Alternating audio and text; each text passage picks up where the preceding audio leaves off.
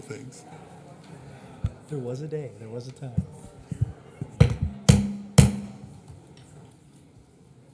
Good afternoon. I'd like to call to order the regular city council meeting for Monday, July 21st. If you have a cell phone, it would be appreciated if you were to put it on silent or vibrate at this time. Also, I'd like to note before we start that when we get to the public comment period, per state law, the council has adopted new public comment policy, and there's a copy of it, I believe, available on the lectern. And also, one of the things that's required by that is that everyone who wishes to speak needs to fill out a speaker card, and those are available both over at the table and on the lectern. So if you want to get a head start on that before we get to that section, that would be good. And beyond that, the rules of engagement are similar to what we have had before. Each speaker will be allowed 5 minutes. One thing of note is that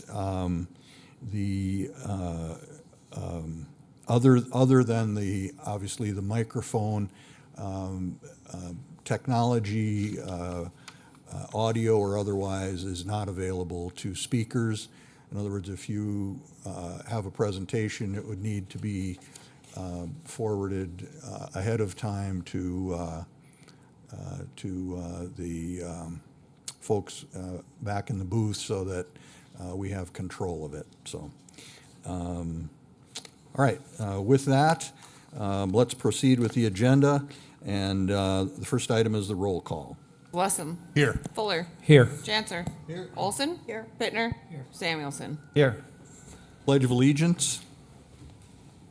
I Pledge allegiance to the flag of the United States of America and to the republic for which it stands, one nation, under God, indivisible, with liberty and justice for all.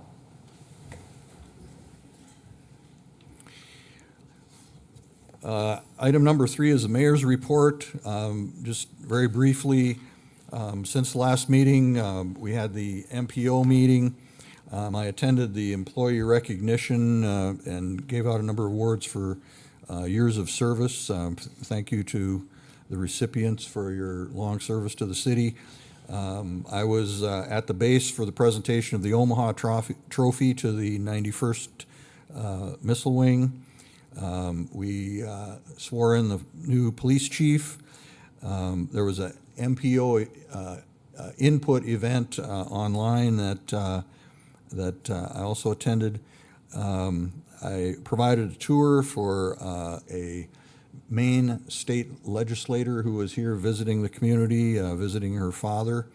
And we had a liaison committee meeting, and I was at the presentation of the Defense Community Award at Minot as a American Defense Community. So quite a few activities going on. And are there any questions? Seeing none, we'll move on. Section 4, reports. The first is the city manager's report. Good evening, Mr. Mayor, members of the council. As always, in the packet is the city manager's memo, which includes updates from city staff. Are there any questions with regards to that memo at this time? Don't see any. If not, I have a letter here that I would like to read to the council. Mayor, members of the city council, this letter serves as the written notice required in my contract and by city ordinance to provide 60 days notice of resignation as city manager. My last day of employment will be September 19th, 2025. Due to a combination of professional and personal reasons, I've decided it is time for me to move on from the position of city manager for Minot. I've accepted the position of the city manager for Pasco, Washington. This has not been an easy decision for my family and I, as we have really grown to love Minot's quality of life its people, and its community. My family thrived here with academic success in school, and we had a granddaughter born here. We will miss dearly our friendships and connections we have developed over the years. Professionally, I have nothing but the utmost respect for the mayors and council members with which I have served. All have striven in their own way to utilize their passions for Minot to make it the best they can. The department heads and staff have been some of the best I've worked with in my career, and all take great pride in their service to the community of Minot. The community leadership and partnerships have also been great assets, and they have persisted in their efforts to improve Minot despite challenges and criticism. Together with the council staff, community partners, and citizens, we have accomplished significant and positive steps forward for the community and organization. I am proud of what we have achieved together. And while we have experienced some significant challenges over the years, I firmly believe Minot has become better and stronger while I've had the opportunity to serve here. I'm extremely grateful to have been given the opportunity to serve in this important and critical role as city manager in Minot. I will always be proud of my time here and what we have accomplished together. Given what I know of the quality of the staff, current leadership, and some of the developments in the works, I am confident Minot as a community and organization has a very bright future ahead of it and will overcome the challenges and difficulties ahead. Thank you. Thank you for giving me the opportunity to serve beside you. I have nothing further. Okay, any questions on the city manager's report?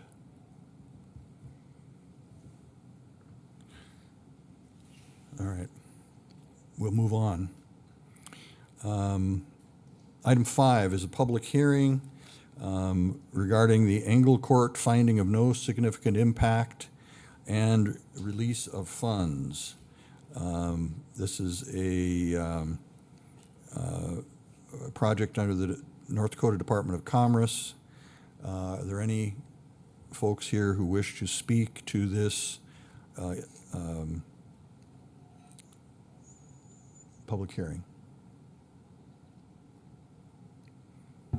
Anyone wish to speak for or against this matter? One last time. Seeing no one, what are the wishes of the council? Paul? Mr. Mayor, I move that we close the public hearing and approve the item and submit a request to the North Dakota Department of Commerce for the release of funds to purchase land for the Engle Court project. Is there a second? Second. Second by Alderman Olson. Any discussion? Any discussion? Seeing none, please record your votes.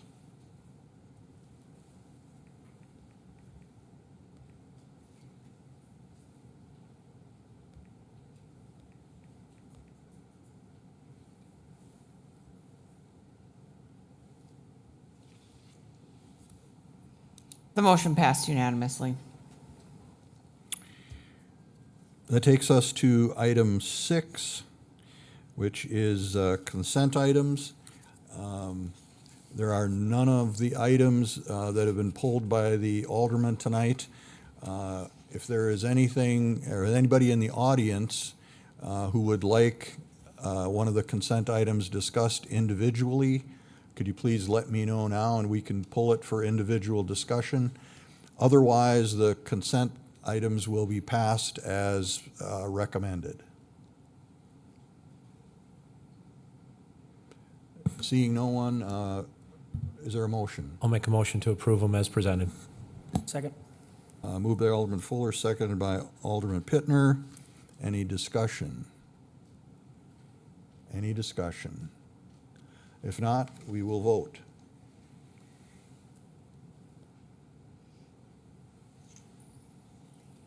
The motion passed unanimously.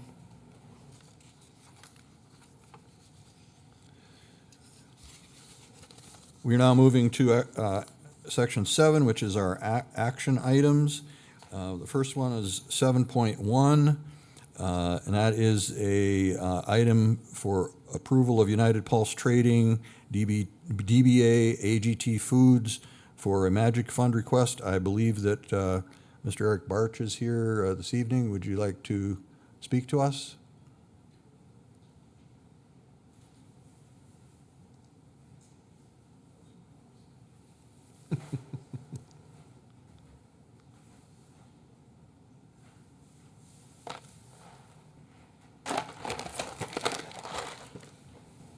Welcome, sir.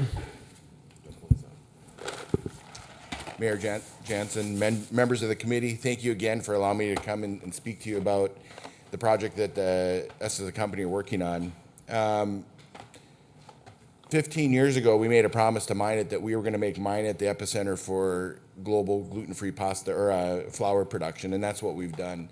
The city of Minot is really the star on the map when it comes to supplying ingredients to food companies around the world. So when you enter a grocery store today and you see peas, lentils, chickpeas, dryable beans on the ingredient deck, that's coming right here from Minot. We've made a massive investment in the city of Minot and really are extremely proud to call Minot home when it comes to our value-added agriculture products that we're producing. 3 years ago, we decided to take another step further, not only make the flour as an ingredient, but now make the finished products right here in Minot. And that's where we've launched our new line of gluten-free pastas. And I'm passing around a few of the boxes, so it gives you an idea of what type of products we're producing and who we're producing for. And, you know, we commissioned our factory here 18 months ago with line number 1 producing the gluten-free pasta, and today we're nearly sold out. So we're actually making a $12 million investment to add 3 more pasta lines to the factory, really making our Minot location the largest gluten-free pasta manufacturing plant in North America. And we're quite excited about the future as the demand for these type of products continue to grow. Companies are looking to onshore the production, and that's what we're going to be doing here is producing these products in Minot. So today, now when growers deliver to our factory, they're delivering peas, lentils, chickpeas right from the farm. At the other end of the factory, we're delivering boxes of pasta. So when you look at all the economic issues today in the world when it comes to trade tariffs, when it comes to instability when trading with overseas, we're now bringing that market right to their backyard, and that brings stability to the producers and really drives value to the producers to the products that they produce and makes its way to mainstream, Main Street and Minot, Main Street and all the rural communities as we're keeping those value-added dollars right here in the city. So I appreciate the opportunity, appreciate your if there are any questions that you may have regarding this project or anything else that we're doing. All right, thank you very much. Are there any questions for Mr. Parch? Okay, well, I can tell you from personal experience, it's good pasta. So Thank you. thank you very much. Thank you, sir. Council, what are your wishes? Move approval on the item. Second. Moving second and to approve the item. Any discussion? Mr. Mayor. Alderman Blessam. So just a couple things on this, more procedurally than anything else. This is the first time that I remember, at least myself, going through this. So typically, our pace and flex pace, that side of things is handled by Service Basin. But because of the funding source being the Magic Fund, is why this came through that path. Is that the best way to think of that? Because it's primary sector, it's coming through that way. And so it may be a question, whether for Brecca or Mark or someone that can answer it. Is there any reason why we keep these all separated and have all different parties handling these, or should one entity be handling it?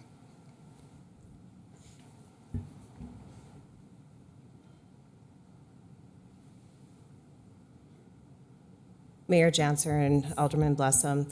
So your question is regarding who manages the process through for these? Yeah, I mean, to me, it appears in this case that the funding source is what drove who was having the discussion and making it happen. And is that typical? And I guess my question is, should it? I mean, do we need to have so many fingers in the different pies to handle this stuff, or for instance, could we count on MAC EDC to handle all this for us?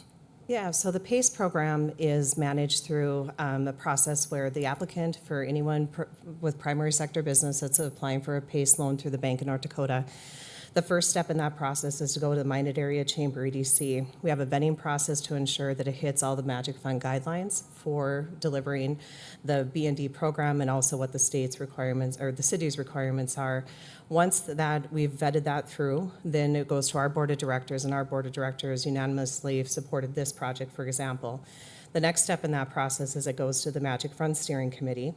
And the steering committee in this case approved it unanimously as well. And then the last step in that process is to go to city council. The difference with the flex PACE program is that there's a one-time allocation that has gone before this body, and that goes directly to Service Based and Planning Council. Once those funds are released for flex PACE, the whole flex PACE program is managed through Service Based and Planning Council. And so the flex PACE and PACE programs have different pathways of how they go through. Both of them come from Magic from Dollars as far as with the community's match, but as far as with the flex PACE, that is fully managed by Service Based and Planning Council. So the Minot Area Chamber EDC does not see those applicants, and it's the Service Based and Planning Council that oversees flex PACE. Okay, So, did that answer your question? Okay, thank you. okay. Any further discussion? Seeing none, let's go ahead and vote.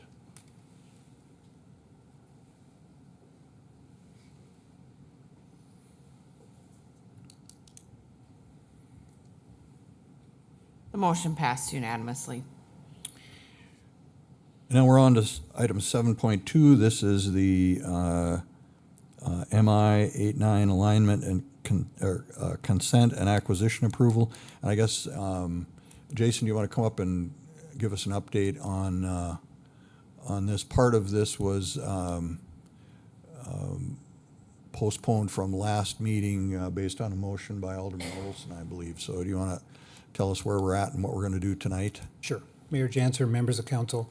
So the MI-89 alignment last 2 weeks ago was tabled to tonight for further investigation on some of the alternatives for the precise transport in the properties south of 8th Avenue. What I'm requesting tonight is basically regardless of how we handle any of that stuff south of 8th, nothing changes north. And we've worked with 4 homeowners there those properties that we'd have to acquire. So we would request that you approve the alignment north of 8th Avenue at this time. That way we can get started on those acquisitions, and then we'll come back to council at a later date once we finish some of the modeling and some of the work and some of the back and forth or some of the negotiations and discussions that we're having with the property owners on the south. Okay, everybody understand that where we're at on that then? Okay. Mr. Mayor, Alderman Blessing. I'll make a motion to approve the acquisitions, but neither alignment. I think we need more information on the alignment to make sure that we understand what's being done and how those property owners are impacted. So I will move that we move forward with the acquisitions of the 4 properties and hold on the acquisitions until we have the info. Or I'm sorry, hold on the alignments till we have the info. I'll second. Okay. Any discussion? I might ask a question. Is that, as opposed, that seems to me to be a little different than what Jason just said. Is that going to get us to where we can acquire those properties if we don't have an alignment that? Mayor Janser, I think as long as, I think as long as council is okay with those 4 acquisitions, I don't anticipate that alignment changing much then. Some of the options that we had presented were flood wall in lieu of acquisition. So as long as, everybody's okay with that general alignment and the acquisition of those homes, I think this motion will suffice and we can move forward. Okay. All right, thank you. Any further discussion by the council? Clerk? So just to clarify, the motion is to approve the acquisition of the 4 additional properties only, correct? Okay. We have a motion, a second. Seems to be no further discussion. Let's vote on the motion.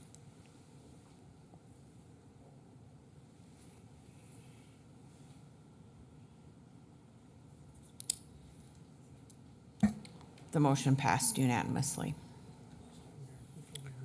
City manager? Before we move on, if I recall, at the last meeting when we had this on the agenda, the council specifically tabled this to this meeting specifically.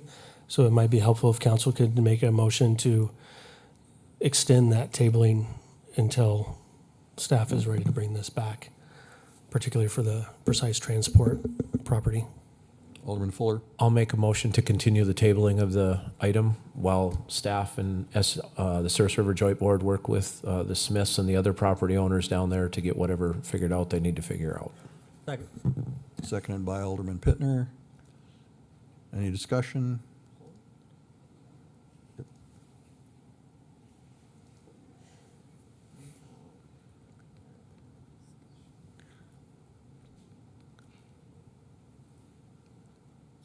Any discussion? Just to clarify, it would be to table the remaining portion of the item until further discussion between parties. Yeah. Okay. Any discussion? Seeing none, let's call the vote.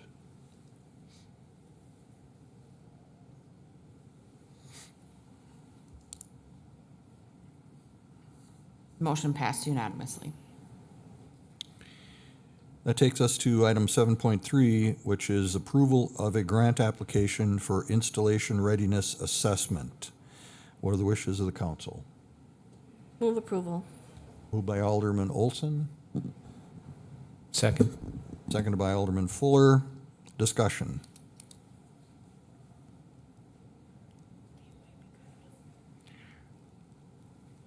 City Finance Director.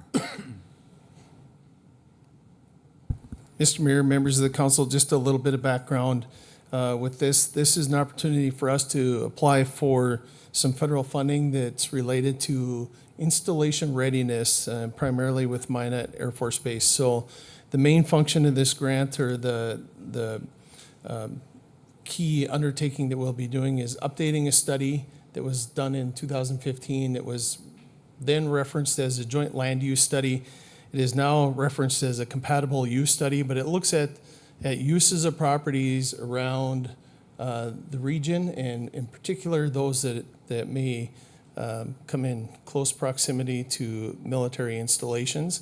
And in the last couple of years, that's received a lot of publicity here in the state of North Dakota, with some of the things that are anticipated to be ongoing here with the base in the near future.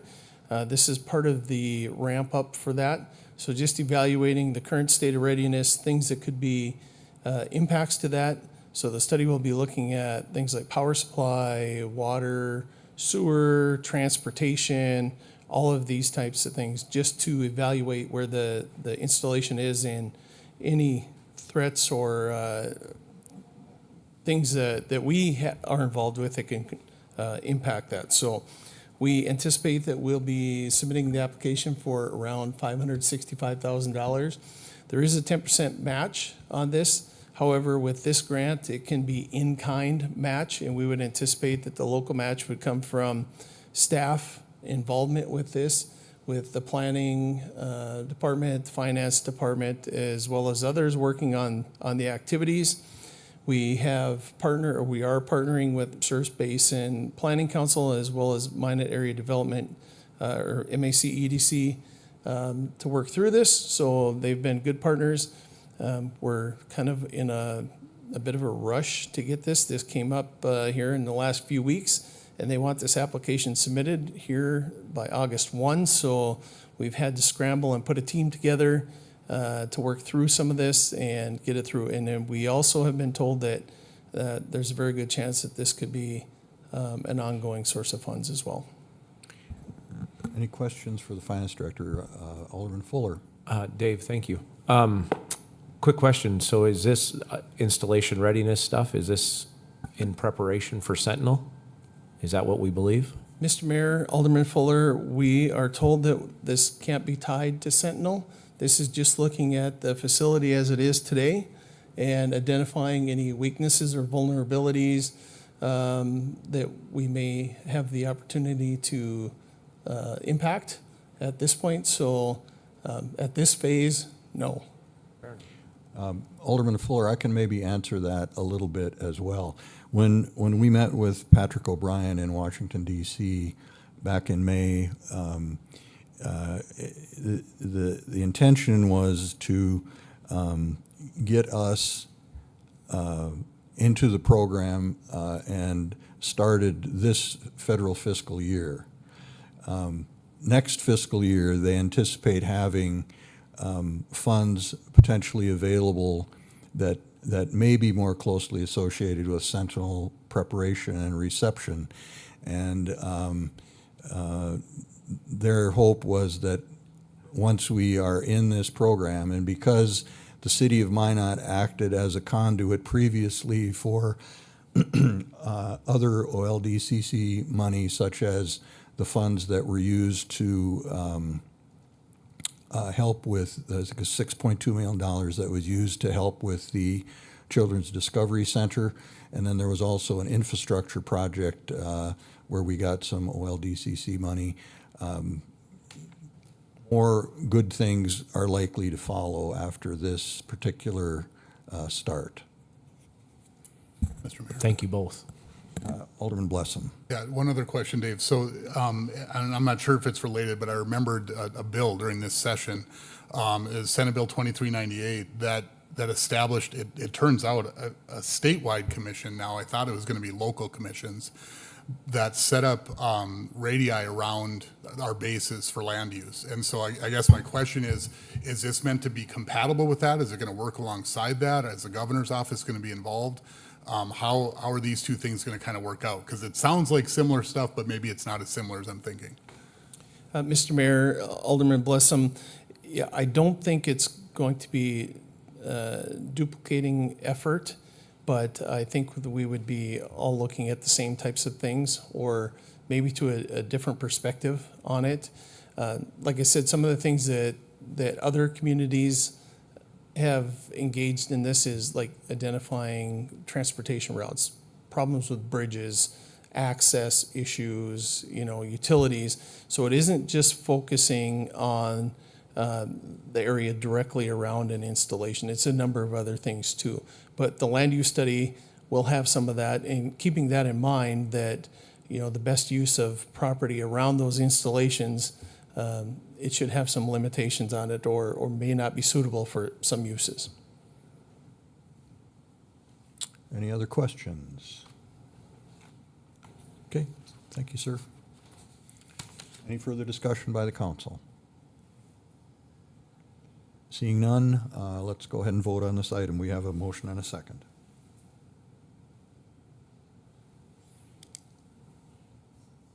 The motion passed unanimously. That takes us to item 7.4, which is the Airport South Hangar Area Utility Infrastructure Design Contract. What are the wishes of the council? Move approval. Second. Moved and seconded. Discussion.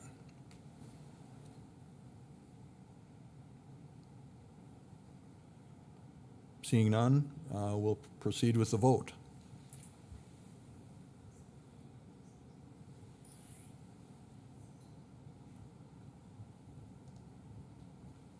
The motion passed unanimously. 7.5 is the approval of capital equipment purchase for fiscal year 2025 of police patrol cars. What are your wishes? Alderman Fuller. Make a motion to approve. Second. Moved by Alderman Fuller, second by Alderman Pittner. Any discussion? Alderman Fuller. Thanks, Mark. I wanted to talk about this one for a minute because I thought this would be another one of those opportunities to talk about the local contractor preference. Now, again, I'm not suggesting that we remove the bid from Nelson's and give it to Wesley Ford or anything like that. I spoke with Captain Sondheim today just to find out if we'd talked to any of the locals, and they had, but it's been a few months. So one of the things that's glaring to me in this one, we didn't even give anybody in the local community a chance again. We didn't ask them to bid. Now, I know it went out for public bid, but nobody's going to try and beat the state bid that Nelson's has. And while I understand that, here's something that we don't ever talk about why we sit up here. Nelson Auto has paid zero property tax to Minot, North Dakota over the years. Wesley Ford and all of their employees pay all the property tax in this town to us. Wesley Ford has also, over the last several years, donated over $20,000 to the Minot Police Department for vests for the dogs, for training, for everything else. Never asked for any kind of kudos in the community or nothing. They just do it because it's the right thing to do. I just, let's play the what if game, because we play that up here all the time. What if it floods again? We hear that all the time. What if it floods again? We're paying millions and billions of dollars for flood control. What if we go to Wesley's and these 5 vehicles would only cost us $3,000 more per vehicle? So that's $15,000. Like, we're willing to forego as a community making sure our local businesses get a chance at least to bid on this for $15,000 after they've paid hundreds of thousands and maybe even millions of dollars in property tax over the years. They donate to our schools, to our kids, to our police and fire departments constantly. But for $15,000, let's send our tax dollars over to Minnesota. Guys, this is not, you want to talk about economic development. Putting our money back into our local businesses is the best economic development we can ever do in our own city. Thanks.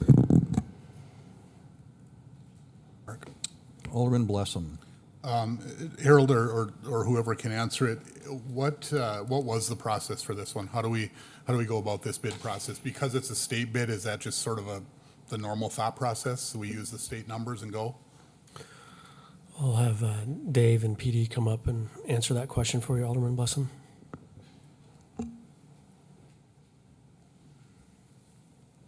Mr. Mayor, members of the council, we had this conversation last week when we saw this item on there, and our fleet manager had reached out to Wesley's and had the conversation with them about the pricing and submitting a quote, or if they would be interested in bidding on the vehicles. And my understanding is that they would not be competitive or be able to match the price, so they had an opportunity. And then there's another issue with how with the company that prepares the police cars for service by installing all of the equipment is also located in Minnesota. So we'd have the issue of transporting the new vehicles out to Minnesota for the upfitting and then getting them back here too. So there were some other logistical issues that came into play in this decision as well.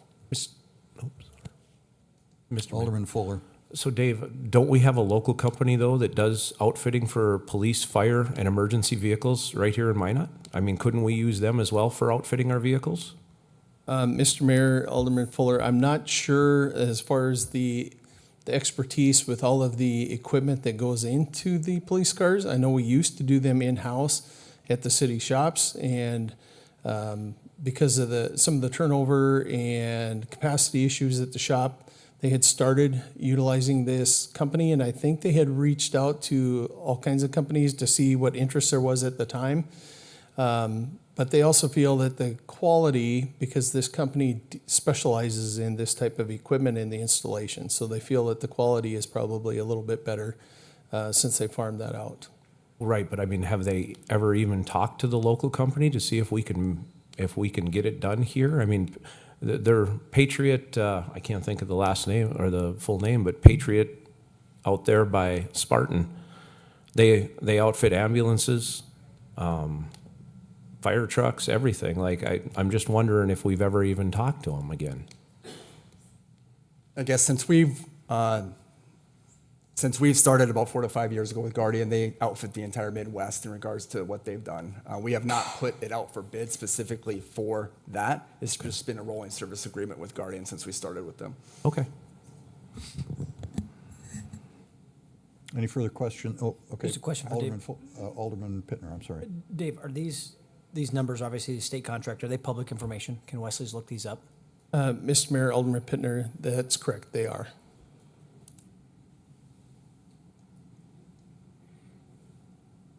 Any further questions for the finance director? Okay, thanks, Dave. Any further discussion? Alderman Samuelson. I just have a question on the 5 vehicles. One of them is a hybrid. Is there any research done on that as to how they will perform? Alderman Samuelson, members of the council. So we've had extensive discussions with our fleet manager in regards to that. So Ford has had a hybrid option since about 2020. And they paused for about 1 year, and they've kind of rebooted that program in regards to work out some of the kinks that they've had. There's about as you can see, there's about a $2,000 additional cost to the hybrid model. Estimates in regards to how much fuel savings there are roughly about $2,000 per year on average police usage. So of course that's an average, and so we might be a little bit above or a little bit beyond that, but it's anticipated and hopeful that we could recoup potentially our fuel costs at about 1 year. I don't know if that answers your question, or if that was what you're referring to, or you're referring to something more specific. That's good. Thank you. Any other questions? Alderman Olson. Thank you. Not a question for Captain Suntime, just a comment. Oh, okay. Well, we'll go to discussion then. Alderman Olson. Okay.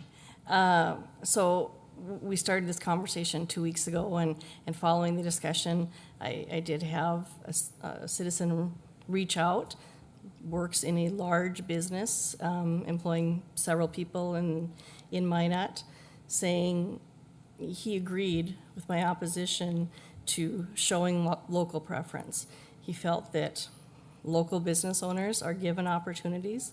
If they choose to participate, or in this situation, you know, our local automobile dealer did not choose to participate. If they're given that opportunity and they don't get the low bid, that's just business. And here, I mean, I think it's kind of being presented that somehow we are anti-local business, which is absolutely not true. They were given the opportunity. They chose not to.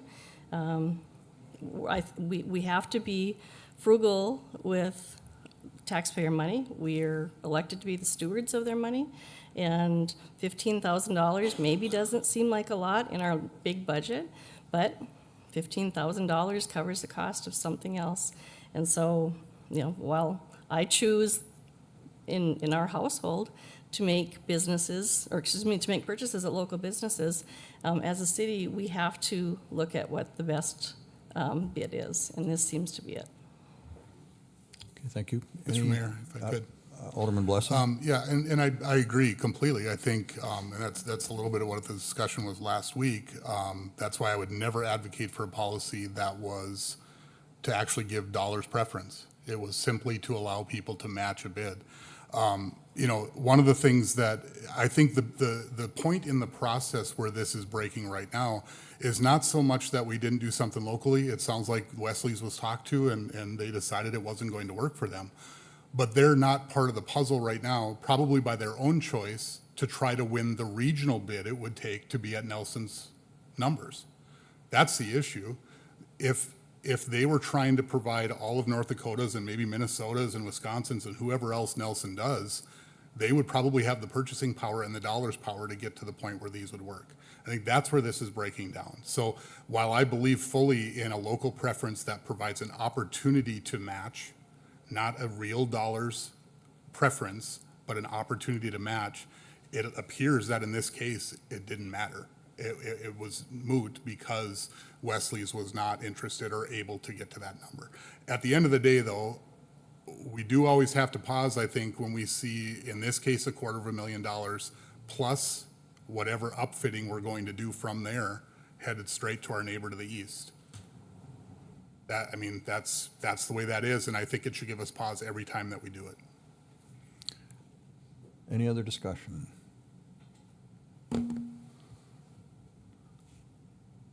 Seeing none, let's go ahead and cast our votes.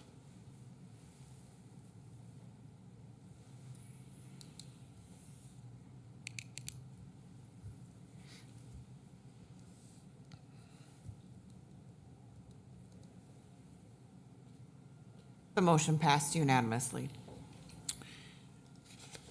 Item 7.6 is the city manager's presentation of the budget and adoption of the 2026 preliminary budget and pay plan. City manager.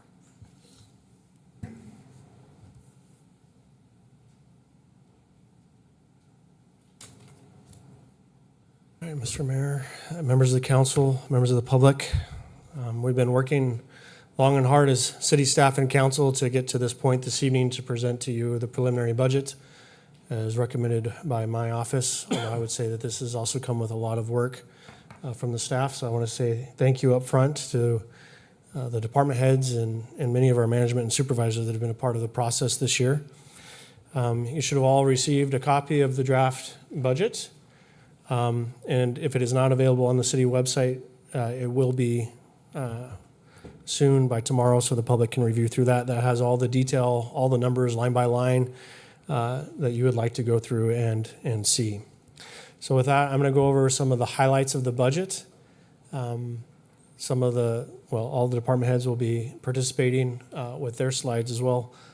But we'll go through that right now. Again, I just wanted to outline the overall calendar. We've been working on this since April. We still have a couple more months to go. I would say even some of the hardest work left to go. So we'll present this tonight, and then after presentation, it's the council's turn to work on it and figure out what you want to do on behalf of the citizens of Minot. So some key dates to pay attention to here in the future. August 18th at that council meeting will be the president of the council's recommended budget. We will have first reading and public hearing of the budget on September 15th. And somewhere between now and October 6th, when the final adoption is done, council has the ability to make any changes to the budget that you deem necessary. We will need council to approve a preliminary budget so that the public is aware of that and they can know about that. And again, by state law, I think this is outlined in the memo as well. By state law, you can't increase the property tax any higher than that, but you can go lower. So you can make cuts and lower that if that's what you deem necessary. So again, I encourage the public to pay attention to tonight's presentation, read the preliminary budget, reach out to city staff or council with anything that you feel needs to change or stay in the budget, because now is an important time to participate in that process. Just want to remind the council and the public of the council's aspirations. These are the driving factors that we use to filter all of our decisions, all of our goals, and everything that we're doing, including the budget process for 2026. Overall, this is your structure and hierarchy of the community, the council, and the staff. So the first section I wanted to go through is just before we even started the budget, what commitments did we have that were already impacting the budget going forward for 2026? Over the last several months, we've had significant conversation about multiple of these issues and these projects. So first would be the Source Basin transportation funding with that transition. So we have $600,000 built into the budget for 2026 to meet that commitment that council has already taken action on. In addition, previously in partnership with the police department staff, we have created the Minot State Community Service Officers Program to help get Minot State students to the criminal justice program to hopefully transition over to our police department. We estimate that to be about $125,000 that is built into the budget in the preliminary budget at this point. We anticipate receiving some additional funding for street maintenance this year. And because we're receiving it in 2025, we do not anticipate that we'll be able to spend that out by the end of 2025. So that will carry over into the 2026 budget, which means we have to build in the budget so we can expend those funds. But the money will be received in 2025. With the recent legislative session, we had some changes with regards to municipal court, with it becoming a court of record. And there are some costs with complying with that new legislation. And so that is built into the budget at this point. With the transition about a year ago with animal pound services, that continues to be significantly higher in cost than what it was a couple years ago. Again, council had a presentation on that here just at the last recent city council meeting. So you're apprised of that, and if any of the public has any questions on that, they can go back and review the recording of that meeting.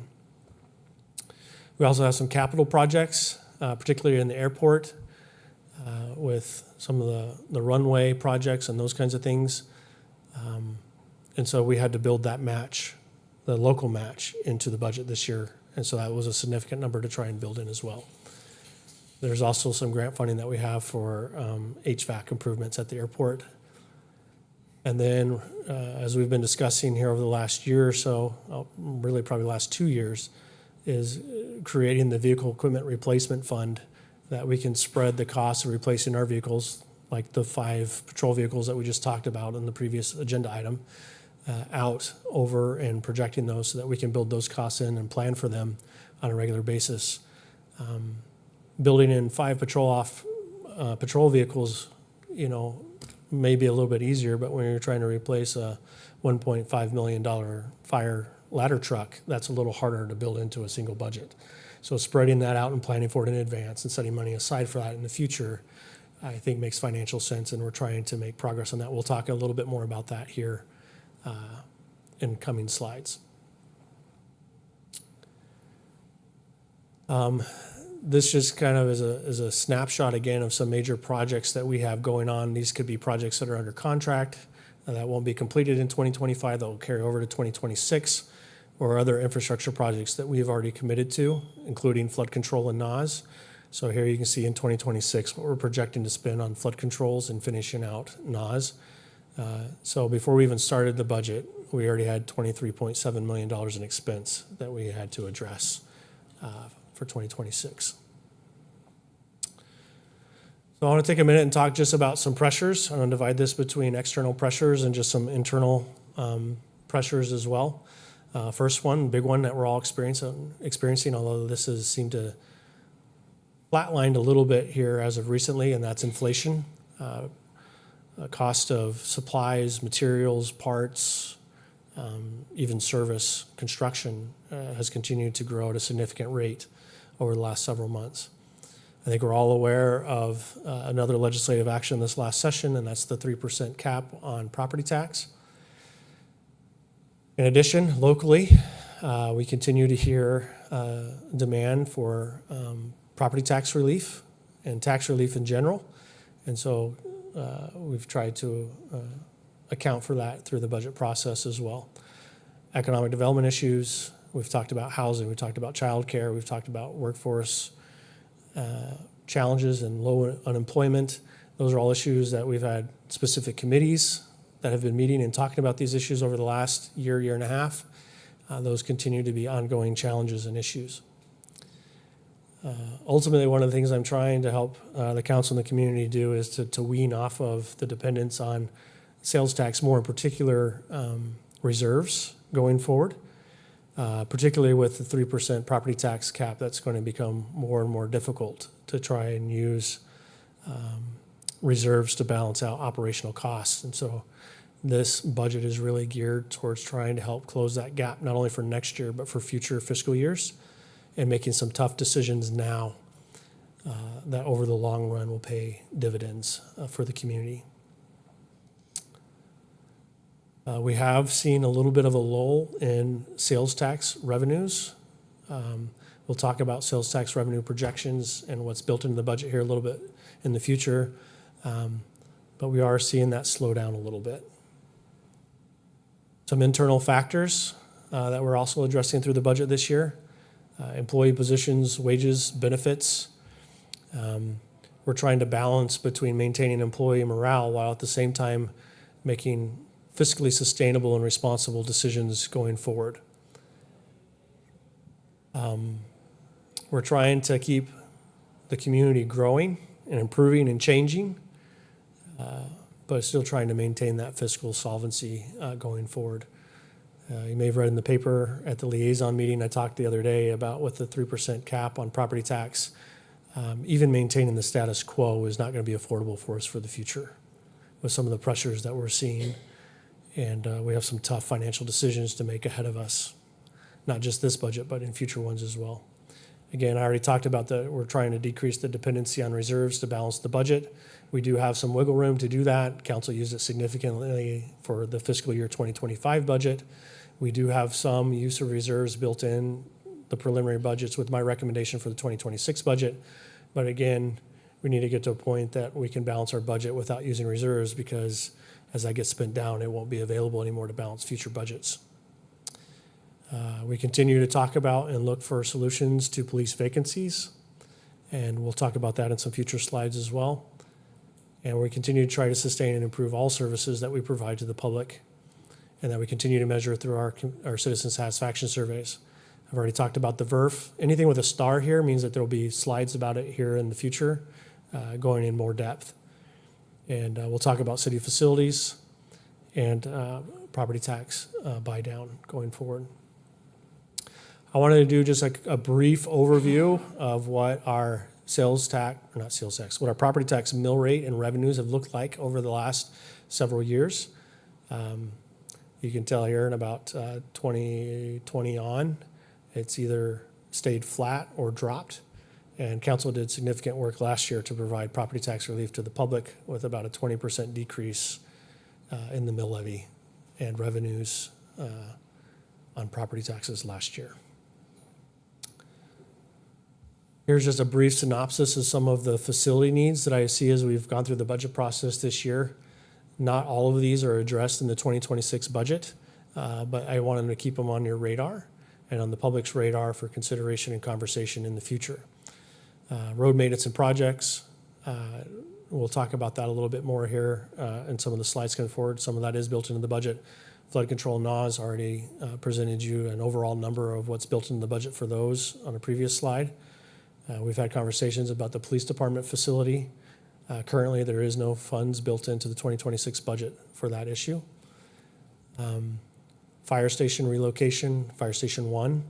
We've talked about that through the budget process. We closed our traffic department facility. We've kind of pigeonholed them into our public works facility. That is not ideal. We're making do, but it is not ideal for the long term. Municipal court continues to suffer for space and safety issues. We've talked about that several times, including that in the space needs analysis study that we did with the police department over a year ago.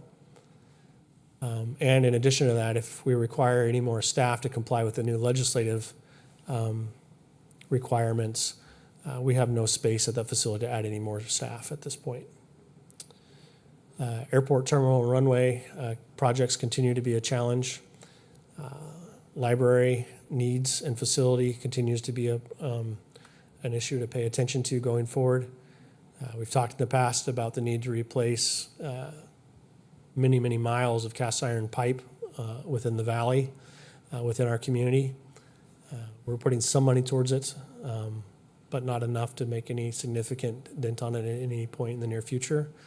And then we have some federal mandates coming to us with regards to lead pipe service lines that we need to figure out a financial solution for going forward as well. So I'm going to pause here. We're going to talk about VERF. I'm going to ask Mr. Banfield to come forward and talk briefly about the VERF and what we have built in with this $2.2 million contribution.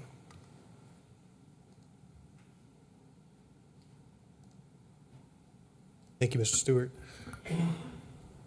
Mr. Mayor, City Council.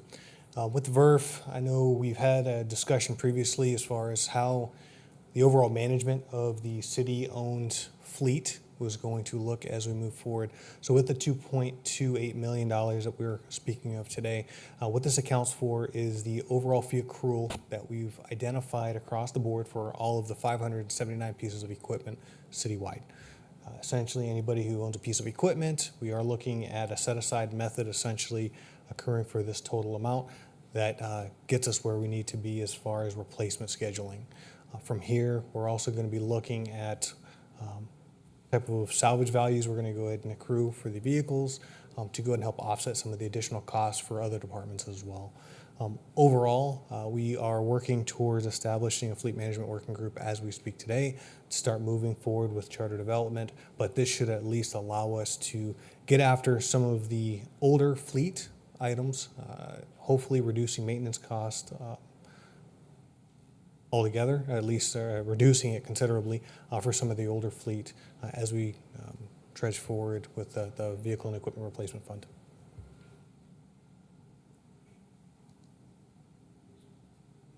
Thank you, Mr. Branfield. And I will state here that this is pretty much just a minimal contribution at this point. This means that we'll have a little over 2.2 million to replace vehicles during 2026. It does very little to begin setting money aside for future vehicle equipment replacement for future years. This is very much a minimum contribution that's built into the 2026 budget at this time. I will note that on some of these slides, you will see a scan barcode on it. The public can scan that, and that will take you to more detailed information, documents, and plans If you would like to dig into some of these topics deeper, we've tried to make that accessible to you with this presentation kind of being a one-stop area that you can go and find access to all of those documents. Another topic here will be wages and benefits. With some work and some potential changes to our health insurance plan, we believe that we can keep our health insurance to less than a 1% increase. Originally, when we started the budget, we were planning on was it a 8% increase? Yeah, I think it was 8% that we had built in originally at the very beginning of the budget. So we've been able to reduce that down 7% to about 0.9%. We believe that there's some changes we can do to the plan that will have minimal effect on the experience that employees will have with insurance, but will save us some significant amount of money. So I appreciate our finance team and our HR team working hard on that and coming up with solutions. They've done a great job on that. Wage increases, we have built in basically a full implementation of our wage policy, which, just to summarize it really quick, if an employee is below the midpoint of the pay range, by policy, they are entitled to a 2-step increase. If they're between the midpoint and the maximum of the pay range, by policy, they would receive a 1-step increase. And if an employee has maximized out the pay range by policy, they are entitled to a 2% pay raise. So all of that has been built in. That's included in these numbers here. I want to be careful here. I don't want the public or staff to see 3.97% pay raise and think they're getting a 4% pay raise, because that's not true. It'll depend on where you're at in the pay range on what pay rate you will get. And in essence, you can count each step as a 2.5% increase. So if you're below the midpoint, you would get basically a 5% raise until you hit the midpoint. If you're between the midpoint and the upper range, you would get a 2.5% increase. And if you're over the maximum of the pay range, you get a 2% increase in general. And then this slide does show basically the net increase. And I think we had started off the budget with a 5% increase. We have it down to 1%. And a lot of that savings is coming from with some of the turnover and hiring new staff in at a lower point in the pay range for some savings, as well as some reduction in staff positions that we'll talk about here soon. So with regards to the police department, last year in the 2025 budget, we did not fund 7 vacant positions. In the 2026 budget, we're bumping that number up to 11. That represents about $613,000 in savings in wages for the 2026 budget. Although I caveat that by saying that hopefully as we begin to fill these vacancies, we're going to have to build that back into the budget in the future. And that's going to apply significant pressure to future budgets. I do believe that the program with Minot State is a good start to doing that. Hopefully with our new police chief and some of their leadership strategies and things that they're taking, we can begin reducing that vacancy number of 15 down. But as of right now, in the 2026 budget, you only have 4 of those vacancies built into the 2026 budget. And so that'll do significant financial pressure as you build that into future budgets. Some reductions in positions. There are a few here. We have a police department administrative position. That position is eligible for retirement. That we are proposing that comes, well, we have somewhat conflicting information out of the CPSM study. Said that we need an administrative position to help support the police chief in doing his job, but also in a subsequent investigation, the person currently in that position says they don't have anything to do. And so Chief Fry and his staff will talk about that a little bit more in depth with regards to their position on that here when we talk about their department budget specifically. We also have a police department lieutenant that's retiring, and we're recommending that one be removed through attrition as well. There are some impacts on some of the duties that will have to be spread, and some of the impacts that we'll have, particularly at the sergeant level. that the PD can apprise you of when they're up here talking about their budget. We have an inspections administrative position that's retiring, I think at the beginning of next year.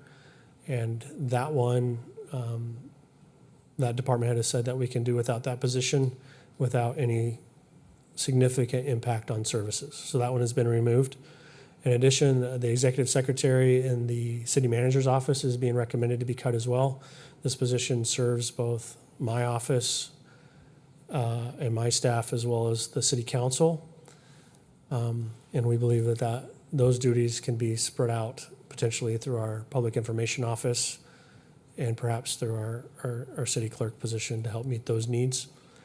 Not to say it's not going to be felt, not going to say it's not going to be hard, but it's doable. And again, we've got to make some tough decisions now and in future budgets. And so this is a way of beginning to make some of those difficult decisions going forward.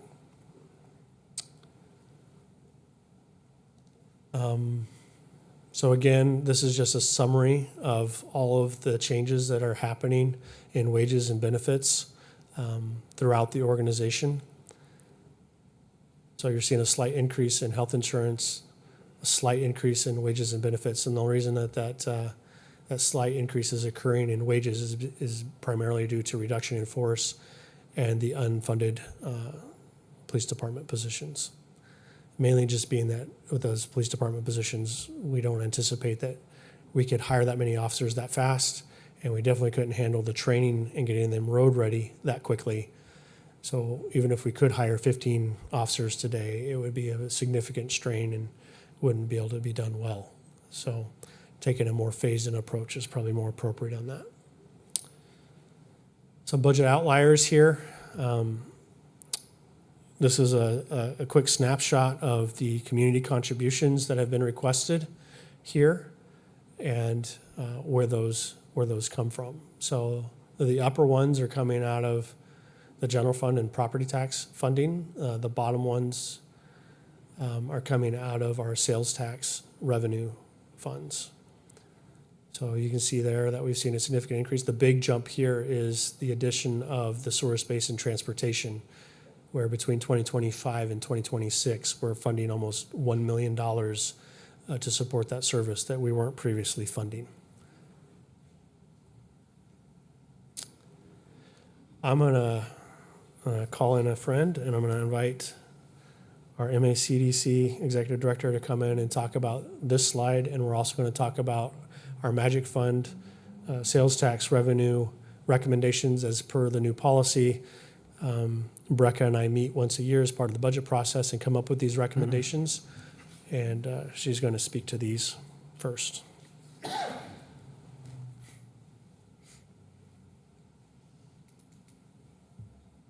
Thank you, Mr. Stewart. Members of council, just to give a kind of quick overview as far as on the Magic Fund. Part of the Magic Fund guidelines are for us to sit down as a board of directors and prioritize not only what is coming down the pipeline, but also some of the development projects we're aware of. A few that we can call out and share publicly at this time. Obviously, tonight with your action, you move forward with the PACE match for AGT Foods. So that one's already spotlighted here. The other thing that we're finding, the bucket I would say that is used most as far as with the Magic Fund is the state matching program. Historically, we've seen city council support for the Flex PACE program, which is the funds that are going to Service Based and Planning Council, and then also to support PACE programs. Those are really teed up. We've had a number of them come through the last few years that really kind of fit the Bank of North Dakota and that community match, and AGT Foods and their position globally of what they're doing is pretty remarkable. Those are easy projects to move forward because they really are game changers for our community. If you can see what AGT Foods has done as an example. The other area that we're spending a lot of time and resources on is workforce development. If you recall, a few years ago, the City Council tasked the Minot Area Chamber EDC to lead workforce development for the community and area. And with those efforts, we brought on a position, a military liaison and workforce development specialist. It's kind of a hybrid position. And then with our efforts, we've been working hard, not only on the state side with the state of North Dakota to see what programs are available, but really working to build out our base. And I'll just call out a couple of things that we see coming down the pipeline. So with Minot State University and Dakota College of Botano, there are a couple of different efforts underway to create some pipelines. We're looking at and supporting with Minot State a new engineering program. We're looking at the downtown facility and also a couple of programs tied to Dakota College of Botano. With that, the state of North Dakota has funded some of these programs, but there's an innovation grant through the State Board of Higher Ed. With that, Minot State is maxed out and can apply for $1.5 million per Minot State University and then Dakota College of Botano. With that, we feel that there's going to be more than likely a delta, and so these are what we anticipate coming through, where the community would be able to step up. And then what we would do is create additional workforce pipelines, very similar to the program that the city is working with Minot State on. We feel it's critically important to support our local university. We know if we send engineers to another community, the chances of them coming back decreases. And we know for major projects, whether it be modernization projects for the Minot Air Force Base like the Sentinel program, engineers are going to be critical. So these would be a couple of the things that we can publicly talk about, and this would be the state matching fund bucket for matching fund requests that we're anticipating coming through yet this year.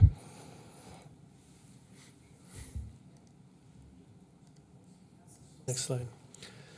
So, yeah. Just a reminder here too that within the new Magic Fund guidelines, you do have the ability to do transfers from your primary sector fund to the state matching fund. So if we have programs that are going well, that we're using more than the $1 million a year for state programs, the council does have the ability to transfer funds from the primary sector fund to that bucket. But that's the only transfer that's outlined within the guidelines. And so here's just kind of a brief summary. We anticipate that once you take out all the administrative costs and everything from the revenues of the sales tax funding, there's about 1.6 million left to be invested into economic development. And so here's a breakdown of where Breck and I have discussed and recommend that this 1.6 million go. The top one is your administration funds. We are recommending, even though it's already maximized in its funding, of putting an additional $311,000 in the primary sector bucket, mainly because on this previous slide that she talked about here with the workforce development, we're anticipating several requests on that. So we're anticipating if those come through, that the primary sector bucket could be spent down significantly, particularly if council uses its authority to transfer funds from that bucket to the state program to meet those needs. And so putting a little bit more funding in there. We also, and although we can't talk about it publicly, there are also some very significant primary sector projects that are in the works that if those come to fruition, those could potentially use some significant amount of our primary sector funding as well. And it's not going to stay stagnant if those projects come to fruition. And we may be back to the point of talking about how we build that fund back up so it's available for the next projects. The state program matching fund, as you saw on this previous slide with the action of the council tonight to approve the AGT Foods Fund, that fund has declined from $1 million down to about $480,769. So we're recommending to fully fund that again. So we're recommending $500,000 of that 1.6 million go into the state program matching fund to replenish that so that it can continue to work hard for the community. The fourth bucket is the city council's economic development priorities here. We recommended putting about $800,000 into that one, which includes $300,000 towards the facade improvement program. Talking with Mr. Billingsley and anticipated projects and requests that could come forward. We do anticipate that there could potentially be requests for up to $300,000 for that. And we're getting to the point that the money that has been previously set aside by council is spoken for and obligated. The other $500,000 is basically for whatever economic development priorities the council would have. That would be to be determined by the council of how you would like to use that money towards economic development for the future. Breck, anything to add to that one? Again, just a reminder, off to the right, you see the breakdown in the pennies. This 1.6 million comes from that green highlighted area of the 15% of a sales tax penny that is to go to economic development. That was approved by the voters years ago and is limited to that. And to change that, as my understanding would be, is that would require a referendum or a ballot vote to change that if you wanted to stop using that 15% towards economic development. I want to do a brief recap that in order to balance the budget, we are using $13.1 million of reserves. This is a combination of different reserve funds that we're using. First and foremost, sales tax. Underneath that 15% of economic development funding, we can use some of that sales tax penny for property tax relief. And we're using some of that to balance the budget. But in addition, we have almost $1 million in reserves from that funding as well, that we're recommending 900,000 of that be used to balance the budget for 2026. That's a one-time opportunity.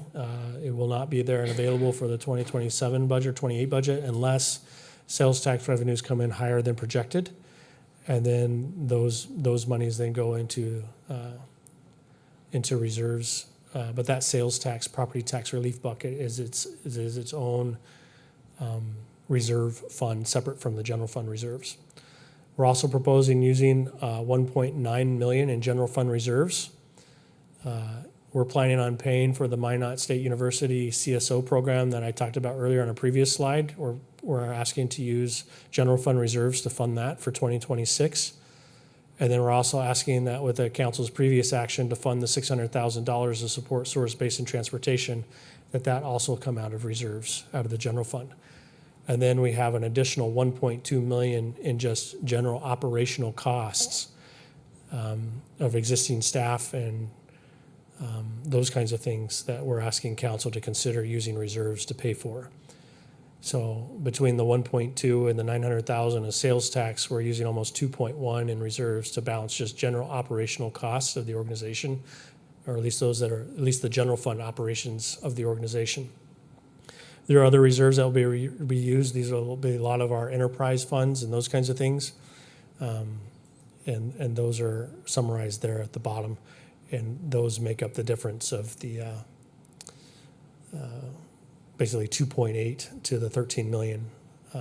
That difference is made up through the enterprise reserve funds.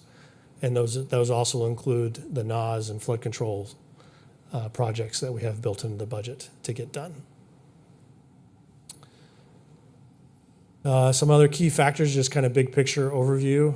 The city manager recommended budget for the preliminary budget does anticipate using the full 3% property tax increase that the state legislature has given us option to consider and do. I'll have a slide here in a minute that will talk about what that means. We did project sales tax revenues higher in 2026 than in 2025. In 2025, we budgeted 12.25 million in sales tax revenues. And in 2026, we're bumping that up to about 13.1, which is about $850,000 difference per penny. Although again, we're seeing that beginning to cool down a little bit. There are no utility rates or admin fee increases proposed in the city manager budget. Recently, over the last couple of years, we have done those analyses and compared to other communities and those kinds of things, and we did not feel that increasing those fees were appropriate at this time. We also received significant Hub City funding that is budgeted to go towards street maintenance, lower debt, pay off some of our bonds and debt payments with that funding. And then it's also going towards water main replacement funding to begin to try and address some of those issues. With that, we're going to switch over to the department budget specifically. I know a couple weeks ago we went pretty in depth with regards to a flat budget, a -3 budget, and a 3% increase budget. All department budgets started with basically the flat scenario, and we went up or down from there. There will be some slides here that it'll be obvious as we go through that there were some things that we added back in from the flat budgets, depending on what they were, based off of my recommendation as the city manager. So The first budget being the city council's budget, and we've removed the facilitator funding. Anytime that we have a new elected council, we've been paying for a facilitator to come in. That facilitator helped this current council have your conversation about the aspirations, making any changes to those, help do some team building between the old council and the new council. That is proposed to be cut out of the 2026 budget. I'll also state here that anything being cut out of the 2026 budget is intended to be a permanent cut. It's not supposed to return in future budgets. So when it's cut, it doesn't come back unless staff and council recommends it come back in the future. So when you see numbers for 27 and 28, anything that's cut out of 2026 is not built back in 27 or 28. The city manager budget, we talked on the previous slide, the removal of the executive secretary position. That's about an $84,000 cut. To the far right, in 2025, we spend $613,000 a year in administrative costs. And so we're looking at reducing that by $84,000 with this city manager recommended budget. I will turn it over to the departments to go over their slides. And this will be the first example here of an item that was proposed to be cut out of the flat budget. If it has a red line through it, that means that it was built back in. Thank you, Mayor Janzers, members of council. Pretty simple changes on the HR front. There was a change in staff. There was a replacement of the HR director with myself. So there's a bit of a budget change and savings on that. As you can see, the tuition reimbursement was originally slated to be cut out. It's been redlined, and I believe those funds will be used towards staff development across the greater organization.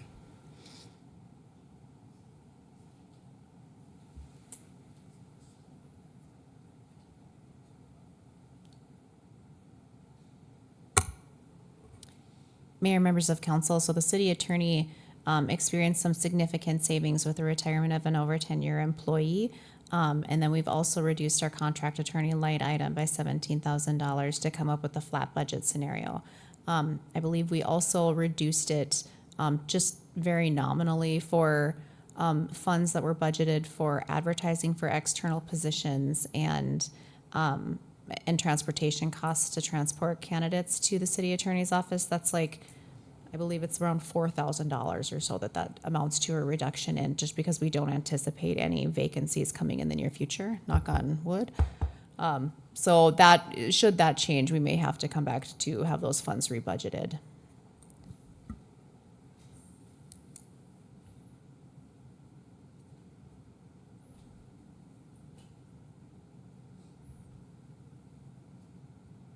Mr. Mayor, members of the council, in the finance department budget, we had originally proposed eliminating a full-time equivalent and a part-time employee as well. Since we proposed the flat budgets, we were able to identify some additional funding sources that would offset the cost of these employees.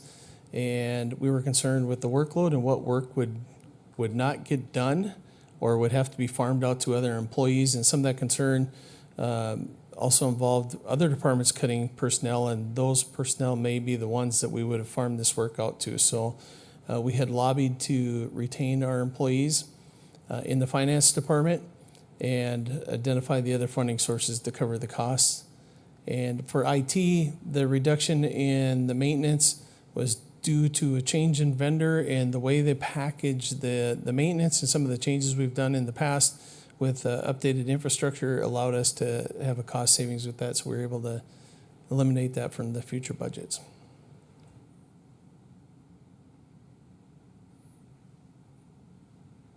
Mr. Mayor, members of council, budget proposed there is reduction from the 2025 down to 2026 based off attrition from the office, and then the 2027, 2028 in comparison to the 2025 is representation of a potential retirement within my office. Pending any questions, happy to answer.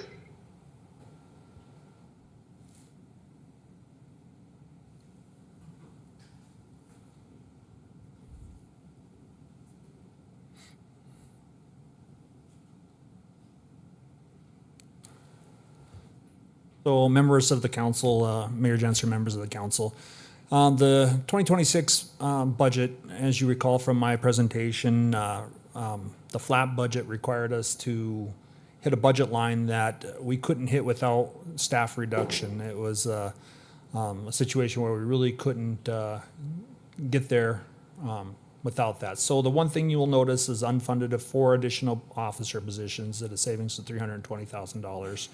The second thing I want to talk about is the staff lieutenant position.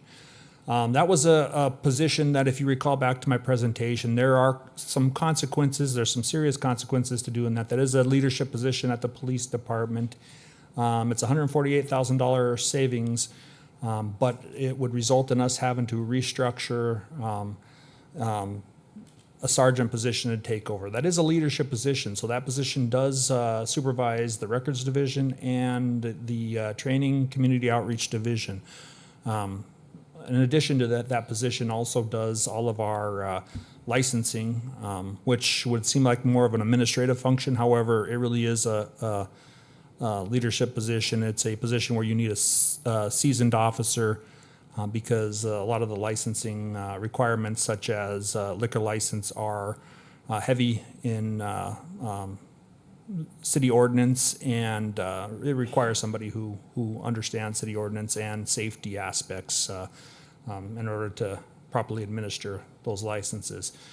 In addition, that position is responsible for purchasing for the police department, which is really an administrative decision. I mean, we have items that the police department utilizes, and they're very specific to what we do as law enforcement. So a seasoned officer really is necessary in order to make the right purchasing decisions for the department.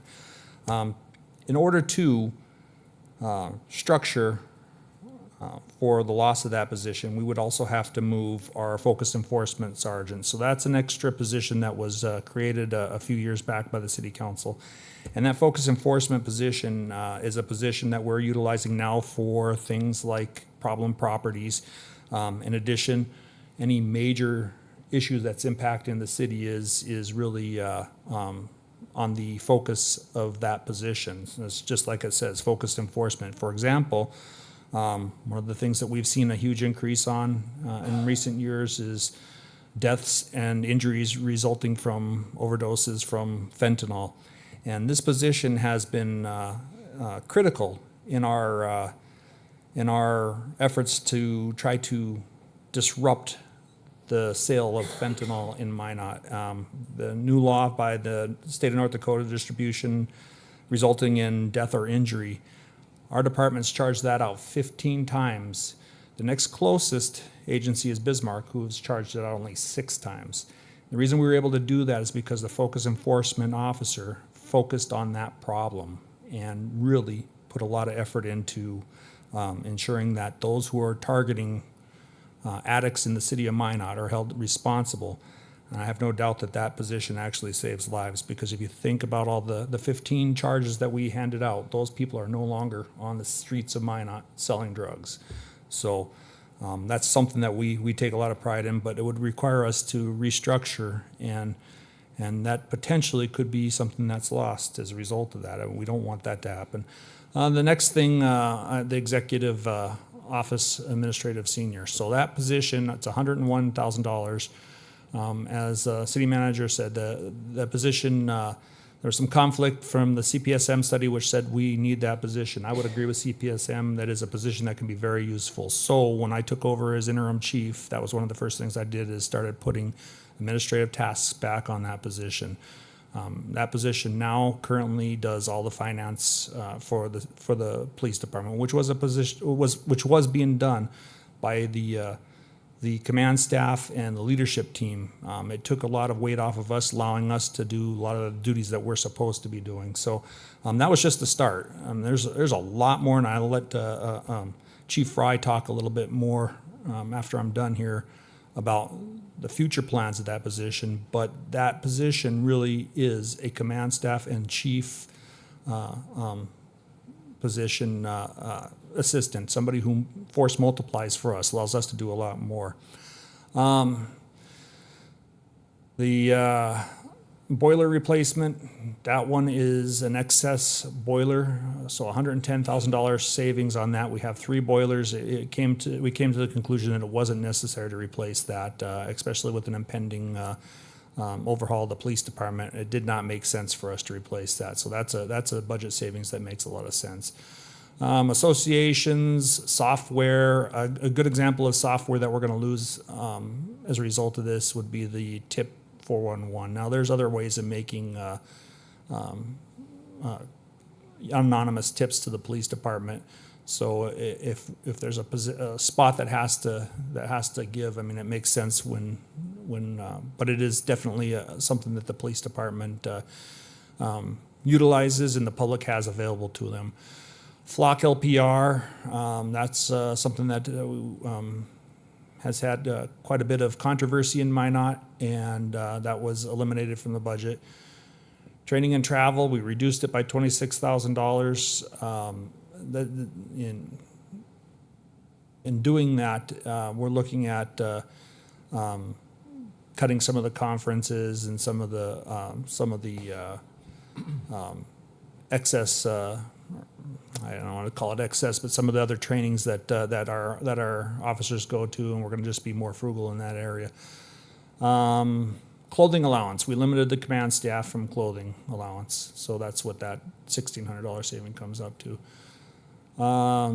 Patrol cars and equipment went to the VERF. Pound service and agreement, that's $150,000 that. Not really sure why that's in there. Okay, so yeah, that's just the excess. We had a $45,000 budget, and as you recall from my last presentation, we added $155,000 to that for the Surf Valley Animal Shelter agreement. And I'll ask Chief Fry to step up and give some input also.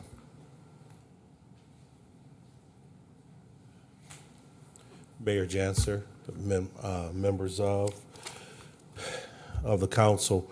Just real quick, I wanted to go over the impact of losing the lieutenant. Since taking over last week, I've had the opportunity to see truly what that position does. And it's not just the individual, it's the position itself. That individual they oversee K-9, bomb, and other areas. So we would be moving another individual when he does retire. Someone else will be taking over those duties, and that is a specialized position. Not only that, it's significant impact because of let's start looking at recruitment and retention. When we start looking at the openings that we have, that limits promotional opportunities for our officers. That takes away from their aspirations to want to achieve higher goals within law enforcement.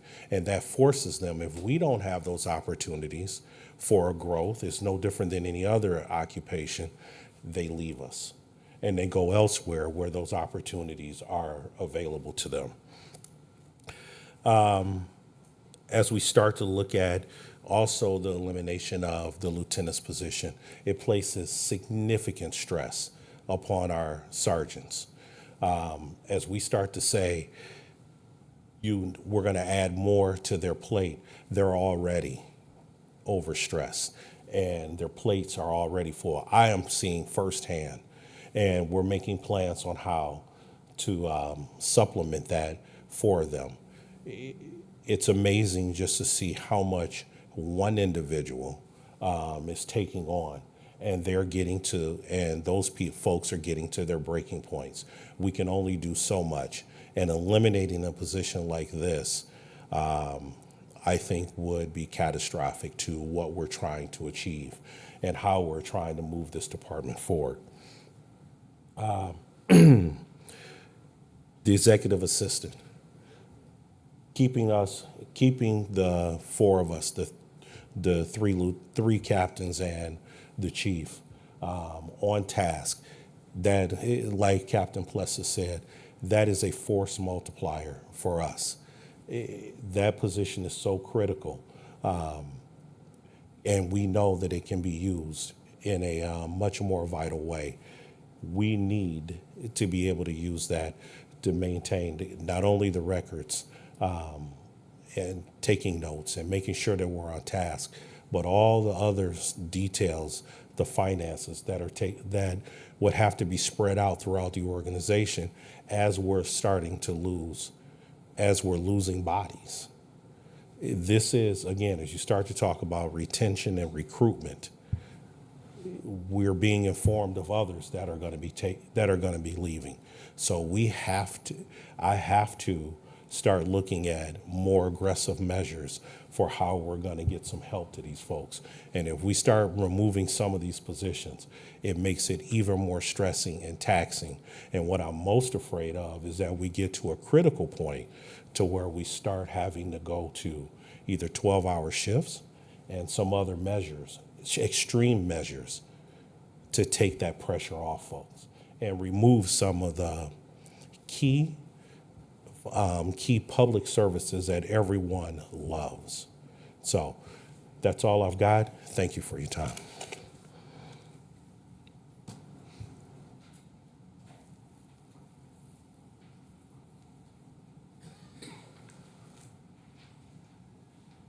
Mayor and members of council, for the dispatch budget, we had proposed the 2 dispatchers and then adding in a part-time dispatcher. That was something that city leaders found some money, a different bucket, and so they decided to retain those. And then the IT maintenance, that was $30,000 that we've set aside for maintenance and repairs, and we haven't used it over the past few years, so we're going to cut that back to $10,000 retained in the budget.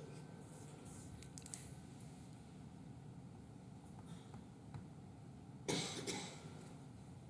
I have anyone here from municipal court? Right, so I'll cover theirs. So again, the main challenge with, there's some small cuts in here. Indigent defense and prisoner care, those are things that we don't have a lot of control over. If they come into court and we have to, they're in prison and they have to go to the hospital or those kinds of things, we're responsible for those bills. And so, but looking at the historical spending on those, we felt comfortable that some of that could be tailored back a little bit without too much risk, but understand that if they're busy and there's not really a whole lot of cost control with regards to that. Again, they're becoming a court of record, so we have some additional software that we need to purchase to help them do that. And I'm actually going to back up a little bit here. They need and have requested an additional part-time position to help do that work in compliance with that law. And so what you'll see here is in the police department budget, there was a staff office special. This is their record staff that was proposed to be cut in the flat budget. That was put back in, but that position is meant to be split between the police department and municipal court. So it would work part-time for municipal court. It would be office in the PD because we don't have room at the municipal court to add another desk. And so it would be office at PD, but would go, when court is in session, they would go help record what they need to do in compliance with state law. And then when they're not doing that, then they would continue their work as a records specialist within the PD half-time. We'll talk a little bit more about that with regards to some software investment that we're going to do and how that correlates with the PD as well for that position. And that's a synopsis of municipal court. So, fire, this is the one that will have changed significantly. So here what you have is the previous slide that we talked about a couple weeks ago. There was a proposal of eliminating 9 firefighters. I wasn't willing to support that. So the directive to Chief Kelly was we will find funding for 6 of the 9 positions from somewhere else within the organization. And she was directed to bring back additional reductions in her budget to fund the other 3 positions remaining. So she's going to go over that for you now. Mayor, members of council, so we found enough to cover the 3 full-time firefighters at $235,000. Within the PPE budget and uniforms, we reduced the ballistic gear. We reduced 7 sets of the structural firefighting turnout gear. That also includes gloves, helmets, boots. all those things that do need to be replaced. We currently have 2 sets of gears, so we're gonna work to maintain those the best we can, and training and tuition. Tuition reimbursement was taken out within the training budget. We reduced down the live fire. We saw that it was trending and a little bit lower than what we normally pay. We reduced some of the mental health classes that were requested, officer development. We took out some of the building materials that we utilize out at the training grounds to be able to train with. We reduced that budget down, and we'll be looking for some grant money for those kinds of things also. Pro board certifications we dropped. We're going to work on a grant for those. A lot of the things that we did reduce down are things that we think we could follow up with grants for as best we can. We get asked quite a bit by service clubs, you know, what can we do to help? Is there something we can buy you? So now we have a good list to go off of, and we're going to maintain that list. And my staff has been charged to look everywhere for funding for these things, because we eliminated them, but it's not that they weren't needed. So within the software, we had a reduction in next year's software change that we're going to have to do for our incident reports. That came in $6,000 less than what they had told us originally. That also is going to eliminate our Cortico app that we just implemented, but we're going to find a grant for it. That is the number one thing we're going to be looking for. The equipment that we eliminated was a lot of the fire hose and testing. Again, we're going to be looking for grants, apparatus equipment, the CPR feedback device that was requested, AEDs. We're going to be teaming up with Trinity and seeing if they can put us on their AED replacements or grants. Medical equipment bags, a suction unit, hazardous materials, technical rescue, kind of across the board of different equipment that was requested, as well as replacement treadmills. In the miscellaneous supplies, that was kind of going through each line item and just peeling off a little bit to be able to get to that $235,000. So, thank you.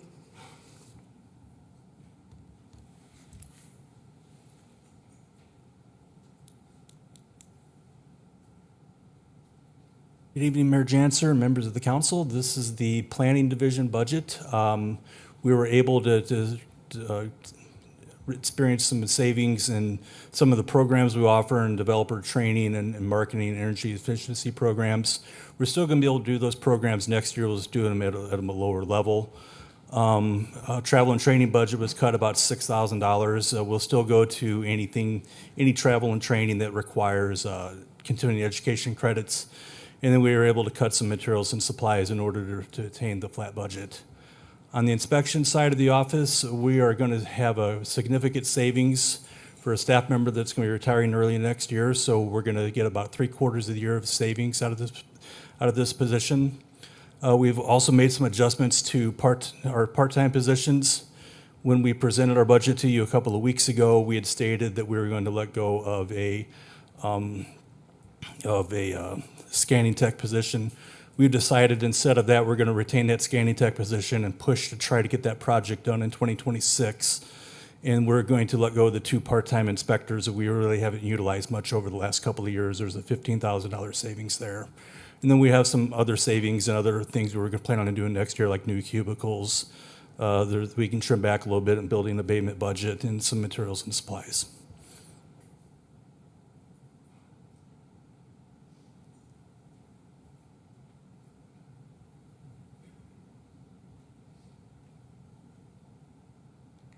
Good evening, Mayor, members of council. For the traffic budget, nothing has changed since we presented the numbers here about a month ago. We're really trying to right-size some of the accounts that we have with the maintenance costs that we're seeing, and of course, we have the one-time expense in there for the snow emergency route markers. That'll be coming off. Next slide, please. Engineering stayed the same from what we presented to you. However, 2 of our requests that we originally planned for and cut are being added back in the proposed budget.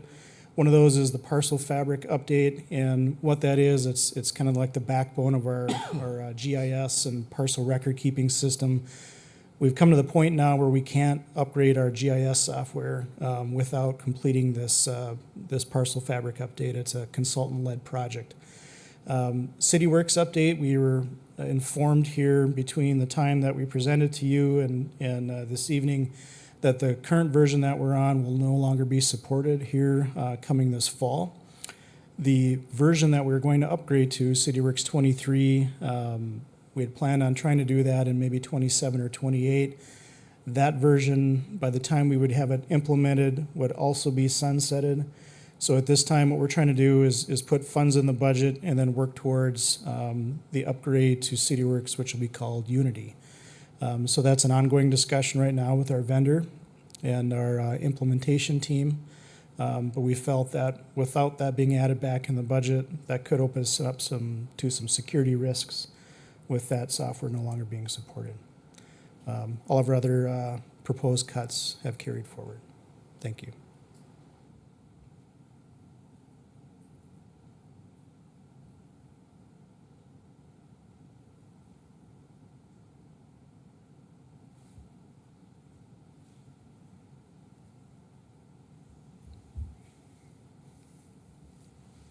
Mr. Mayor, members of council, as you can see here with the shop and fleet, everything that we had presented previously is carrying forward with recommendations to budget cuts. Street department follows the same logic. We're going to go ahead and continue to make the same recommendations. Under the third-party snow removal, I do want to highlight this as a potential risk factor moving forward. However, there are a few mitigations in place right now with emergency declaration, the authorities within the mayor's purview to go ahead and allow for that emergency declaration to happen. So I do not think this is a risk we really need to be concerned of at this time. For the property maintenance department, again, moving forward with the same recommendations as stated previously. The only item I would recommend here or potentially look at is the HVAC repair and maintenance side of it, as well as the structure repair and maintenance. There are some things that are going to be coming up in the near future that could pose a potential risk. However, at this time, I think we've internally mitigated some of those potential risks as far as looking at lead times, looking at what components we can go ahead and store on the shelves with the current budget we have in play.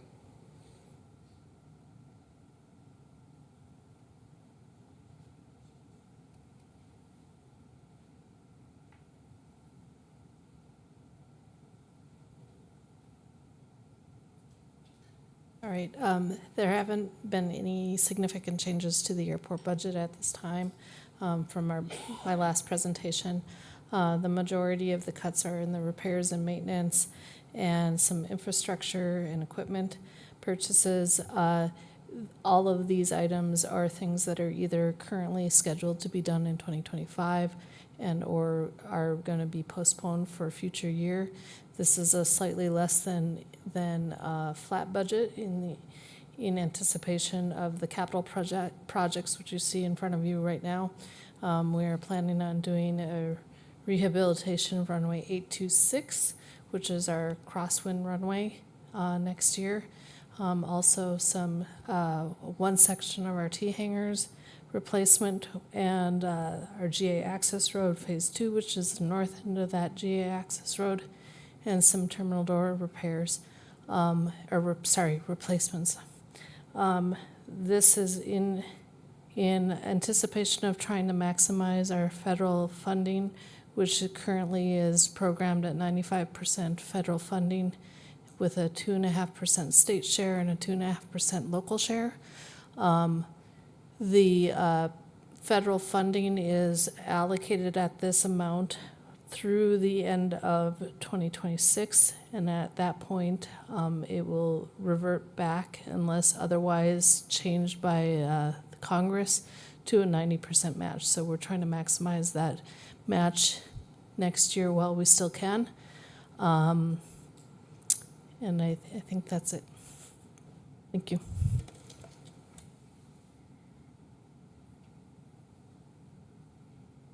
Mr. Mr. Mayor, members of council, to continue on with Rose Hill Cemetery, one item we did discuss last time is reviewing the current superintendent's position as we transition into a great time of his career where he gets to retire. So we are moving full steam ahead when it comes to discussions with HR of downgrading this position to, I believe it's going to be a grade 62. More to come as we continue to put together the recommendation in the future.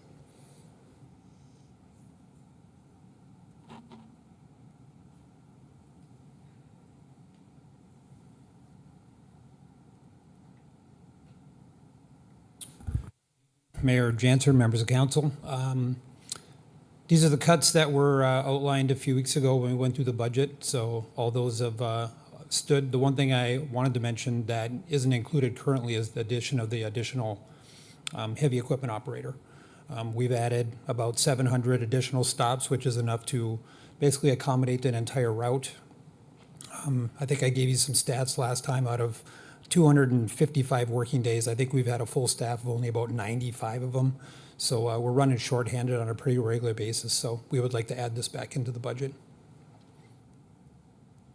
On the landfill side, the cuts that were made are appropriate, and we can move forward with those.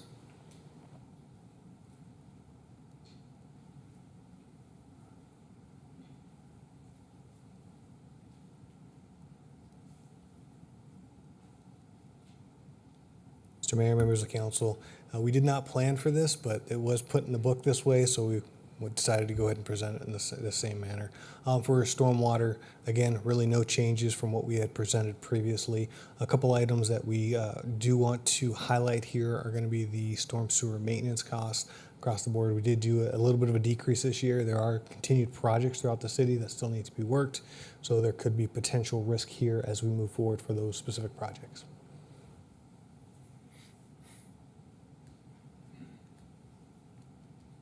Before we move on to the water treatment plant, I should mention in the during the sanitation slide, so our revenue projections would support the addition of that position without any additional increases to fees or service costs. So, water treatment, we made a series of cuts.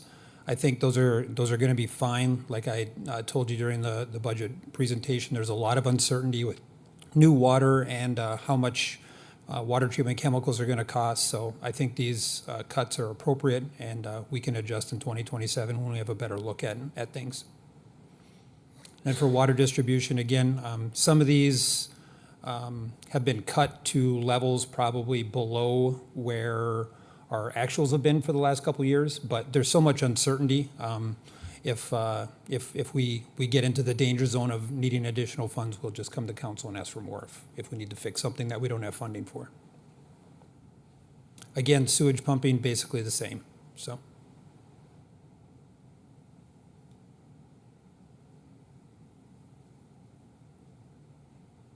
Mr. Mayor, members of council, for the last item, we Minot City Transit.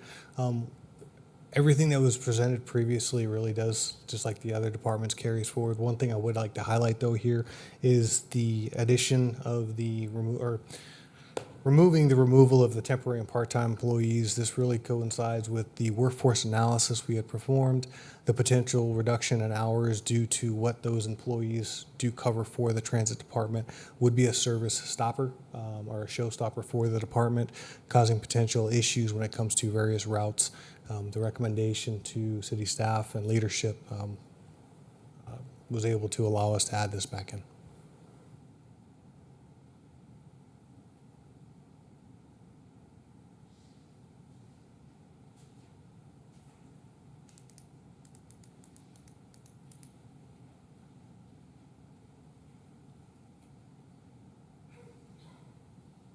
So as you can see here, again, our budget has not changed since it was presented just a couple of weeks ago. We still are looking at removing one part-time employee. That would be in our children's library department. And in addition to that, our staff will be receiving one-step raises, and our part-time staff will not be receiving any raises.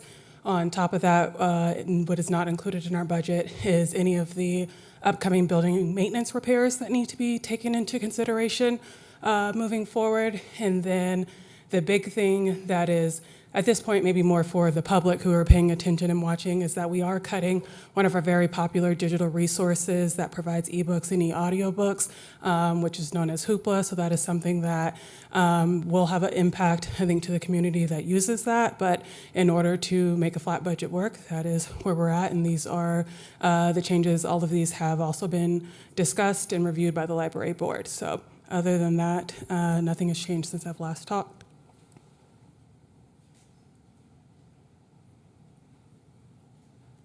Again, thank you to the staff. As you've heard over the last couple months, these are not easy conversations to have.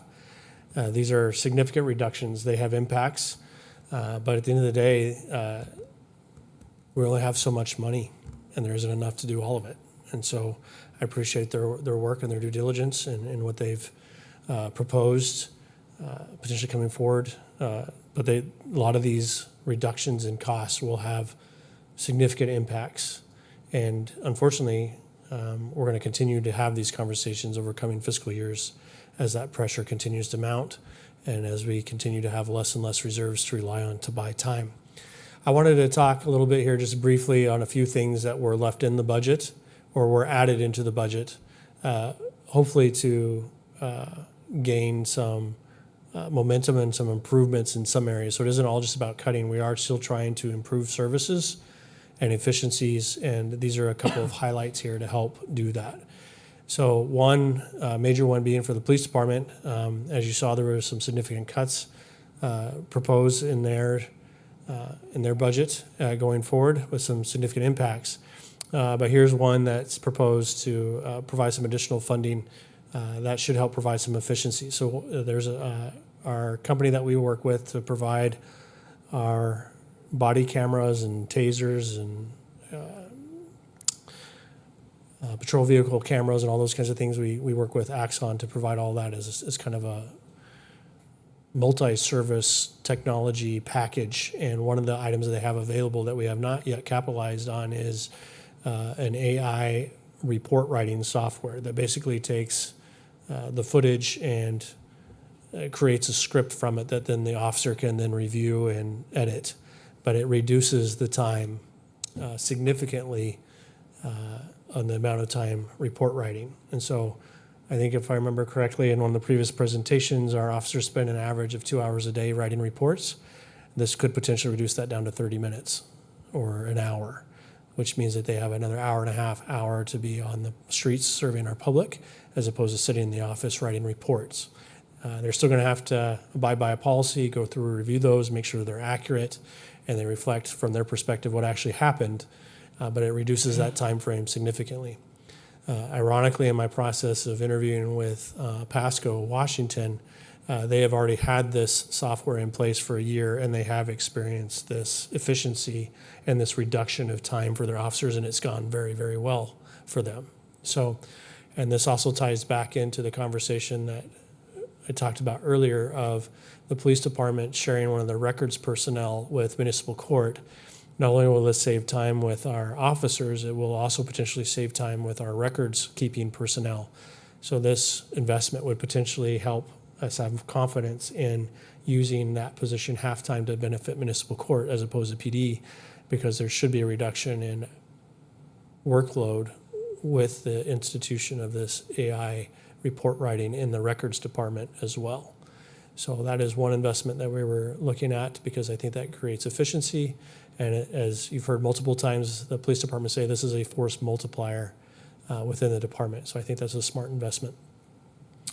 Also within the police department budget was the replacement of their handguns and their holsters to hold those. Those are still in the budget. We are proposing that we use some of our drug seizure funds to pay for that instead of having it being paid for through property tax. But that money is in the budget for them to move forward with that. You heard our city engineer talk about his budget. Right now in 2025, we have $11 million budgeted towards street maintenance. We continue to try and increase that up a little bit more every year to do a better job of taking care of our streets. We were able to build in an additional $1 million towards that this year. Originally, the budget was built with a $13 million investment, so a $2 million increase. But with all of the balancing of everything that you've heard tonight, we did reduce that back $1 million. but we are still proposing increasing that $1 million. I think when I got here a few years ago, I think we were only spending a couple $1 million a year in this category. And again, that ties back directly to our citizen satisfaction survey and our PMI studies, our pavement management indexing studies, and those kinds of things, trying to get ahead and make sure that we're properly maintaining our streets so that we get the life out of them and they're drivable in a good condition. You heard a little bit earlier about tuition reimbursement. Basically, before we started the budget process, we were trying to make some changes with that. We were pushing that. We had $22,000 a year budgeted for tuition reimbursement. We didn't feel it was necessary, maybe for a little bit there, that HR be the one responsible for that. We pushed it out to the departments to budget that within their own departments, knowing the needs of their staff of who was taking college courses and would be eligible for tuition reimbursement. The challenge with that is that while we had $22,000 built into the 2025 budget for HR, as the departments built that into their budgets, that ballooned up to about a little over $40,000, which was more than what we already had budgeted. So as we discussed that, we decided that we would eliminate that program. We would put that funding back into the HR budget at $20,000, but that would be used to do staff development, leadership training, and those kinds of things internally for all staff, as opposed to benefiting a few employees through tuition reimbursement. Tuition reimbursement has been a great program. This will be felt by our staff, but we feel that we get better return on an investment investing that in other trainings as opposed to tuition reimbursement. So that is a change that we're proposing with this preliminary budget. We already talked about, originally it was proposed to reduce 9 firefighters. We're proposing that those remain in the budget. There was also a proposal to reduce 2 dispatch positions. Those are built back into the budget.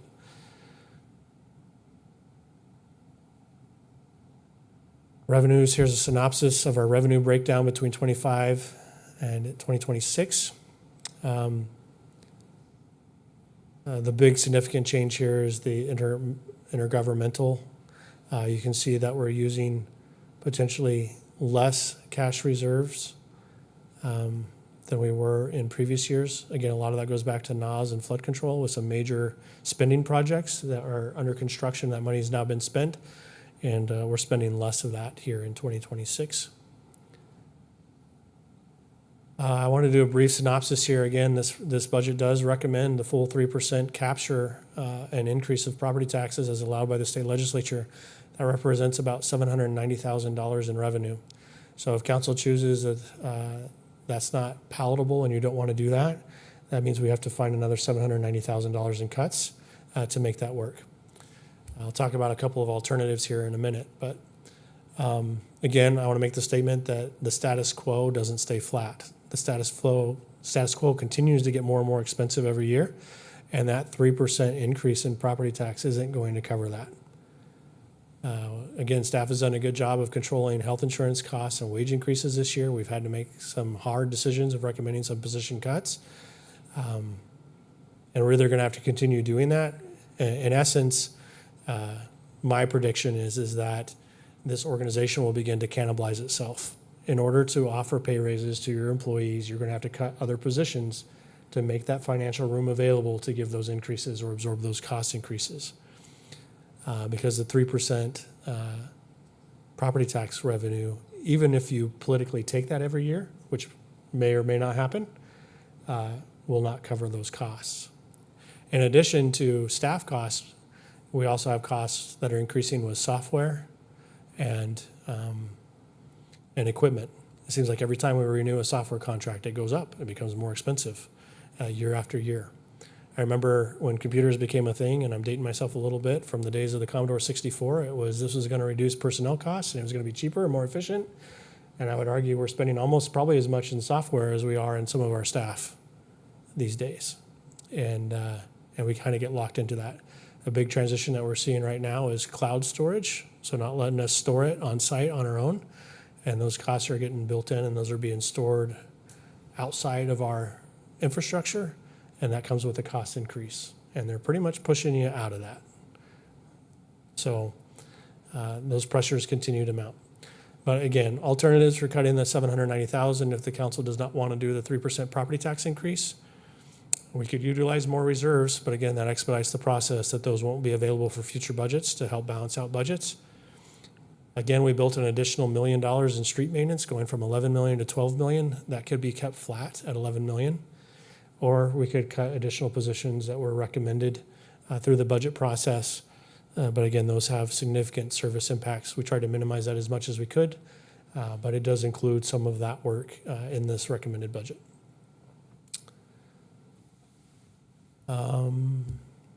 This again is a breakdown of the sales tax pennies and where those go. Again, we have budgeted an increase from 12.25 million up to 13.1 for fiscal year 2026. And hopefully that heats back up or at least remains steady and doesn't cool off any further. Otherwise, we're going to be looking at cuts mid-year depending on what that sales tax is funding, if it's not coming in as projected. There's been a lot of conversation publicly about once NOS is complete, what can that funding go to? That has already been decided by previous council action that it reverts back to what it was before NOS. And so this is a reminder again of what that split and breakdown is of the sales tax revenue here, minus any other potential changes the council discusses or the public discusses to change that. I did want to include this slide here just to show that our overall budget is large. It's over $200 million, although we are seeing a decrease this year over last year. Some of that has to do with the decreased funding in NOS and flood control. But here, you can see that of our $211 million of overall budget, 53 million of that is in water and sewer, which is an enterprise fund. Which is another point I want to make here. We don't have quite the same financial pressures on our enterprise funds as we do property tax and general fund, but we still took them through the same process this year trying to find efficiencies. They still had to present a flat budget. They still had to present a negative 3% and those kinds of things to make sure that we continue on an annual basis to find efficiencies and that we're not getting lax and just charging funds that we don't need to charge through fees in those enterprise funds. So I wanted to highlight that point here on this slide. Overall financial impact, should council approve the full 3% increase, that your mill levy would go up to 115 mills. That would represent about an $83.25 increase for every $100,000 of value, assessed value of a home. And then down here on the bottom is just the overall budget comparison. You can see in 2025 budget, we have a $225 million budget. The 2026 budget as proposed is only $211 million, which is a reduction of $14.5 million in spending across the organization, both general fund and enterprise funds across the organization. So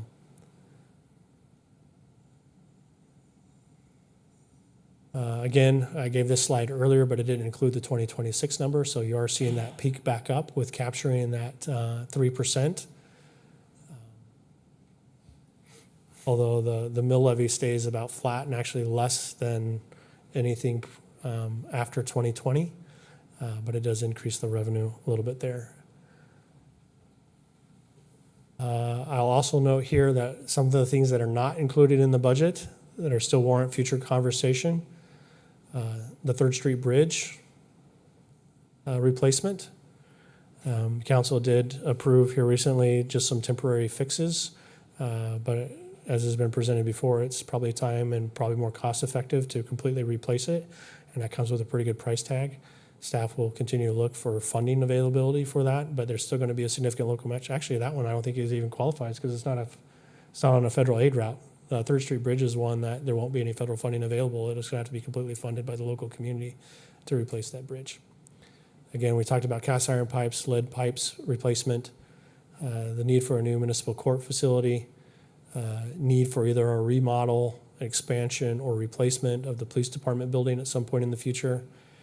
Again, we still have 11 unfunded positions in the police department, and that hopefully as we turn that corner, those are going to have to be rebuilt back into the budget in the future. That one would probably be my highest priority of all these listed up here. Street maintenance continues to be needed. Again, we budgeted $12 million this year. I haven't heard an update from the engineer this year, but last year our goal was to try to get to $16 million a year funded to just maintain parity, and we're still below that. $12 million gets us a little bit closer, but we're still not there. And then we've also talked through the budget process about potentially relocating Fire Station 1. That's not included in here. The original budget included $1 million towards property acquisition. That has been cut out of the preliminary budget at this point. I had some slides in here for Dave. Dave, did I let you off the hook? Anyway, I will stand for questions on the preliminary budget. Again, this PowerPoint presentation will be available to the public on our website tomorrow. It'll be attached to this agenda item, but we'll also have it as a separate web page on our city website. So you can access this as well as the preliminary budget document. And I believe we even have some videos that our Public Information Office and our department heads have worked on to go a little bit more in depth on the videos. So those are all available. And please, if you have questions over the next couple weeks, as the public or as the council, reach out to city staff. We're happy to answer questions. We want to make sure that you're informed and understand the impacts of the budget, what's in, what's out, what the impacts are if it's not in the budget, so that you can finish balancing the budget. I'd stand for any questions. I'm going to return back to the dais. Alderman Blessam. Okay, well, I've got a lot, but we'll just do, what I'll try to stick to tonight as much as I can is just clarifications on what we've just seen, as opposed to commentary about what we should or shouldn't do. But Harold, can you, and might need Dave for part of this, can you help me understand in the budget document on the comparison to property tax levy, how we're back at 115 when the 3% in my mind would have gone on the 97? How, and then there's a funny entry in the budget itself that shows something like 4.5 million and something like debt relief. I assume those things are related. Can you help me understand how, because if I take this number and the way I understand the state law, if we sent this right now, we break the law. Because if we go back up to 29.5, unless there's a clarification that we've gotten that I haven't heard yet. Mr. Mayor, Alderman Blessam, there's several different ways of calculating that you have to go through. And one is the highest of the last 3 years. And then there's also the base year calculation that you go through. And part of that calculation is removing levy that was used to pay, I can't remember the exact term, like obligated debt. So in the past, what we have done is flood control in particular, the debt that we have issued for flood control is funded with sales tax dollars. But in the special revenue fund, you cannot transfer money from a special revenue fund directly to a debt fund. So it has to go through general fund. So the practice before was to transfer the sales tax dollars into the general fund and levy the money in the debt fund. It just avoids another transfer. Well, the implication of that when you start working through the calculations is, in essence, what that would allow us to do is to increase that tax amount every year, because as that debt increases for flood control, you subtract that out of the calculation, it allows us to keep increasing the levy. And I don't think that was the intent of the legislature, and I don't think that the way our debt was issued, it is obligated to be paid for by property tax. So when you remove that out of the calculation, that's why it looks a little bit different. So going back to the 2025 or 2024 budget year, when we levied approximately 28 million and change, if you do the calculation based off of that without the debt implicating it, that's how we get to the 29 million. So if I can continue, so just to boil it down to basics here, it's your belief that it's legal for us to levy 29.5 million on a base of 24 last year? Mr. Mayor and Alderman Blessam, I think so. And I've had some conversations with the auditor, the county auditor, and others. And ultimately, that's why when we started down this process, we wanted to have the state and everyone involved. And essentially, the directive we have been given is we need to consult our own attorneys or our state's attorneys to figure that out. Okay. if I could continue. So I'm gonna make a bit of a comment that I just said I wasn't going to do. I'm virtually positive we're doing exactly what they didn't want us to do then. I mean, if you watch the discussions, you watch the debate at the legislature, to me, it was very clear what their intent was. Now, I understand that we were hamstrung by a motion I brought, and I get that. Okay, I really do. At the same time, if this is the loophole they left, it's going to be an ugly, ugly process going forward. If that's true and that's how they're going to go about it, and other cities are going to go about it the same way, it's going to be interesting to say the least.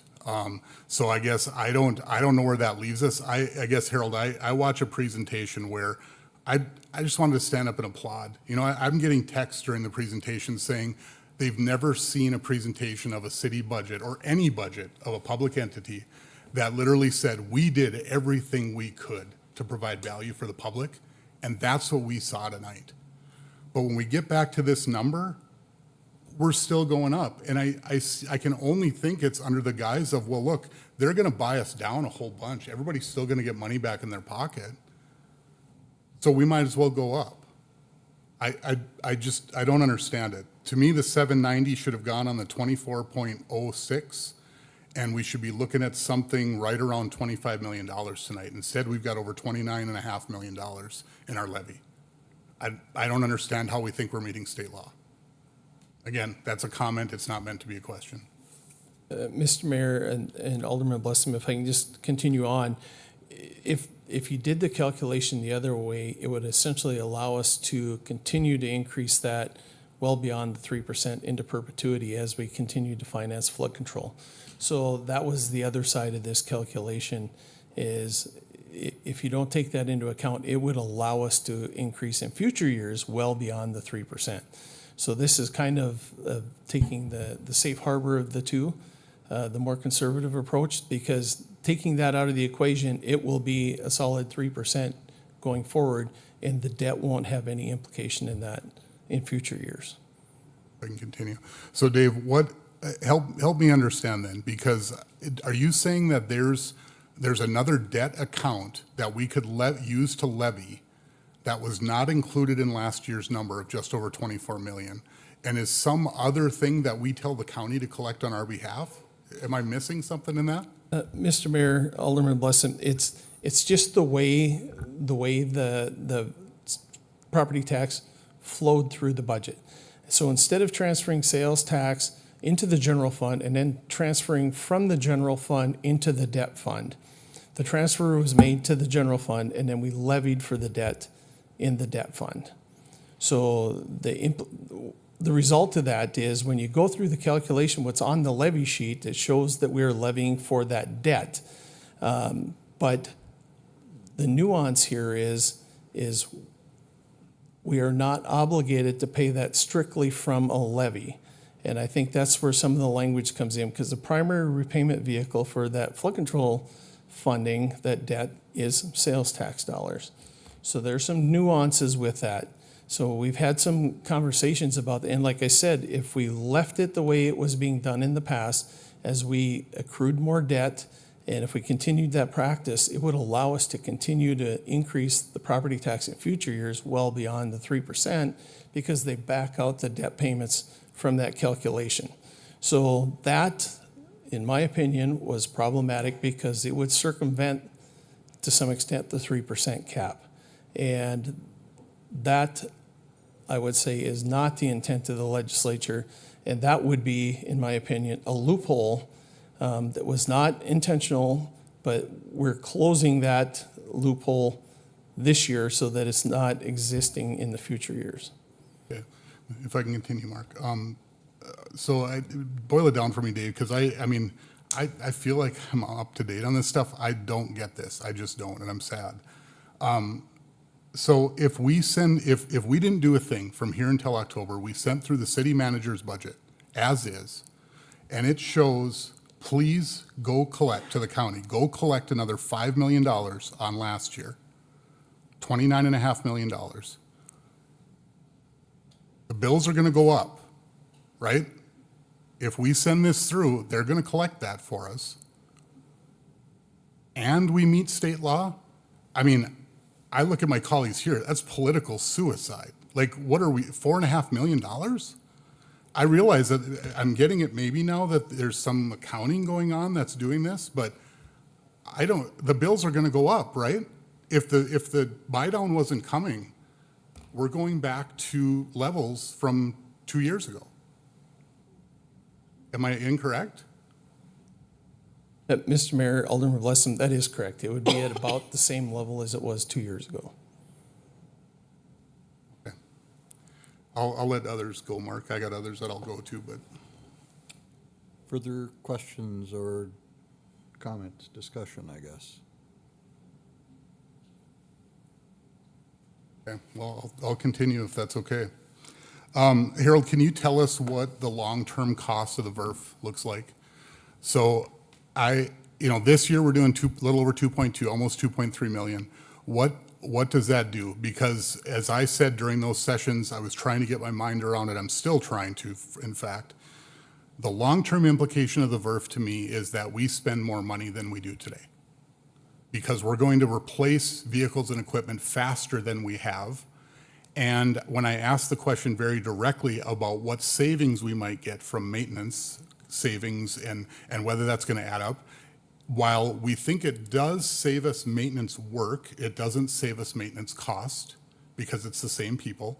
And so what does the VERF look like long-term? Do we need to do, is it 5 million a year? And does it actually cost us more real dollars than it has up to this point? Because we've done such a fabulous job with our team taking care of our equipment. That I have a hard time funding it at all if that's the approach. Yeah, Mr. Mayor, Alderman Blessum, I don't know that I ever presented the VERF as though it was going to be a savings. It was meant to,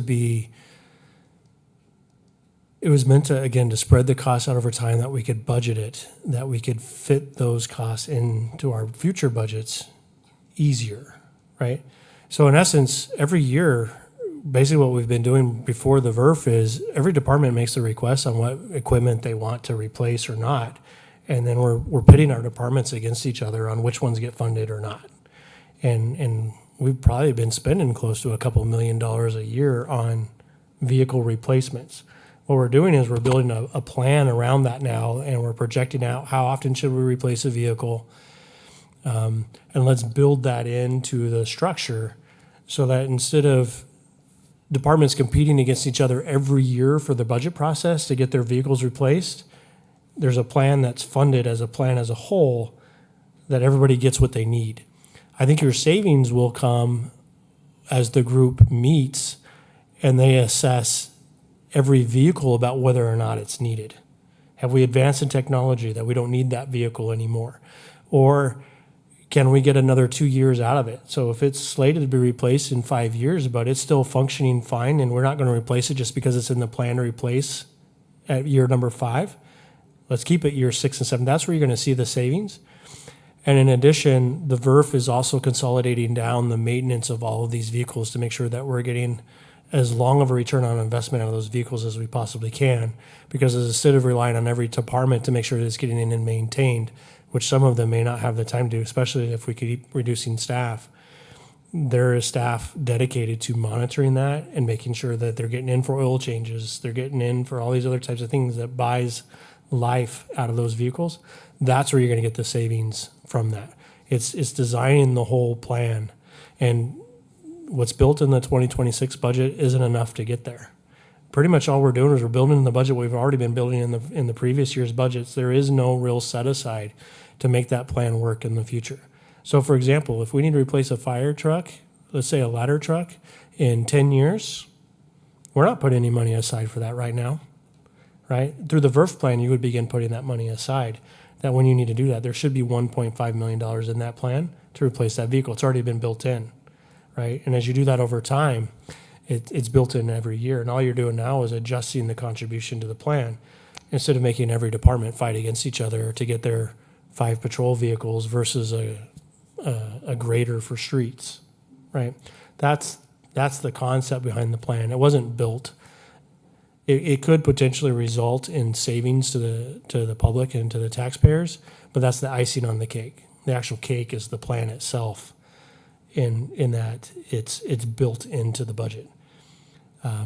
Because I'm sorry, I mean, we could avoid cutting staff as much as we would like, but without the equipment to do their jobs, it doesn't matter how many staff we keep on, right? It doesn't matter if I have a fully staffed police department, if I don't have vehicles for them to go out and patrol on. It doesn't do any good to have our best well-trained firefighters if they don't have a pumper or a ladder truck to go out on. This plan helps consolidate all that out and plan it and build it in financially, that as long as you keep the contribution going, there should always be money to replace that equipment. But there's also that safety valve in there to check every year to make sure that equipment is still needed at that design and at that cost level. So, Mark, if I could. Go ahead. That's the answer that I got before, and I understand that completely. I think for all of us to consider as we go through this, I think what you described makes sense, except that you have to do it perfectly to make it ever even break even, to ever be even what it's costing us today. If nothing else, the moment that we replace a vehicle prior to what we would have under the current plan, we're spending more money than we would have. Now, there's a trade-off. The trade-off could be we're providing better service with that vehicle. So there's a piece to be talked about in there. I think the question that we have as council isn't, is the VERF the right long-term method of doing this? It's, can we fund it at all with our current economics? That's the question. The question is, in 10 years from now, if the economics are different and things are going the way that we want, yeah, this is the right way to do it because you're ahead of it. Now, I'll also say that when we're also ahead of it by $40 million in the general fund. So those things can work together too.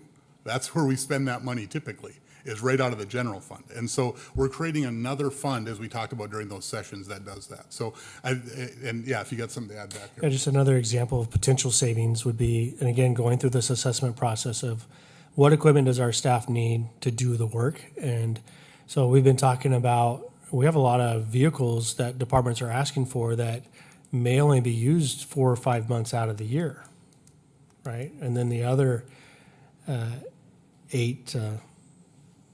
7 months of the year, they're sitting unused, right? And so going through this process, we can determine, one, we're going to purchase a vehicle, but it's going to be used by multiple departments, not just one. So we're not buying every department a vehicle.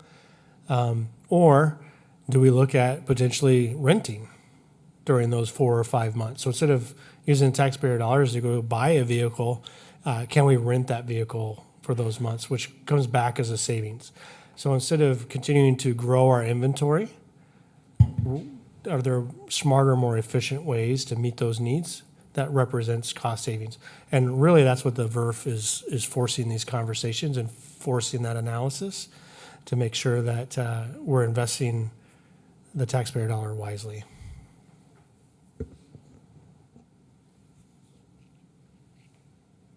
Alderman Olson. Thank you. Either a question for Harold or for Dave. Obviously, in this presented budget, we're taking a big chunk of reserves to make this feasible. What will our remaining level of reserves be? Well, as David, that and we'll get you a slide in the future. We were working on a slide that would show the reserves. I will say that over the last couple of years, we've budgeted more reliance on reserves than we have in 2026, because I think we were budgeting $3 to $4 million of reserves a year to balance the budget, whereas this one we're looking at a little over $2 million. I'm talking general fund. I know I gave the slide that we're using $13.1 million of reserves. My comments right now are focused specifically on general fund. So in previous years, we've budgeted $3 to $4 million out of reserves just to balance the general fund operations, where again, the 2026 budget is meant to wean us off of that, and we're trying to get from $3 to $4 million a year down to $2 million a year, hopefully 27, 20, and eventually we get to a point that we're not using any reserves to balance the budget. But staff will get you an updated spreadsheet. Last year, we gave you a pretty good slide of where the reserve balances are and what they'll be after the budget, and we will work on getting that to you soon as well. Thank you. Mark, if I could. Alderman Blessam. Along those lines, Dave, with the ACFR for 2024, can you give us what the general fund If you happen to know it, I'm trying to look at it on here to understand what the essential profit was of the city in 2024, because this gets at the reserves. You know, in your presentation, Harold, you talked about we have to be careful about using reserves for operations. But if we continue to budget year after year after year and then underspend the budget and have more revenue come in where we're making a profit, that's exactly what it should be used for, because we've over-collected what was needed to run the business of the city that year. And so I'm interested to know what 2024 looked like, because if it's more than the 1.9, in my book, we have more room to use it. We have more room to maybe bring the 790 down to 0, although that really doesn't seem to matter at this point because we're going to be well over the 3% anyway. So do we have that number? And if not, it's fine if we get it. I try to look at the ACFR and I can't get the numbers the way that I want to see them. So I'm seeing something that's in the range of 5 million. So I'm trying to understand how I could be wrong on that.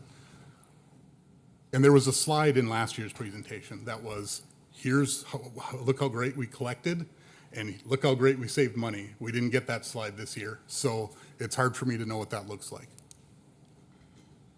And Mr. Mayor and Alderman Blessing, I mean, you bring up good points. My goal as a city manager is to kind of get to what you've talked about in previous meetings, and that is that we're not overtaxing the people just to put money in a bank account, right? I don't think that's good governance, and we're trying to do away from that. But the challenge you have is over my career, Minot's been a little bit unique in that you put money away and then you use that to pay for projects. You pay cash for projects.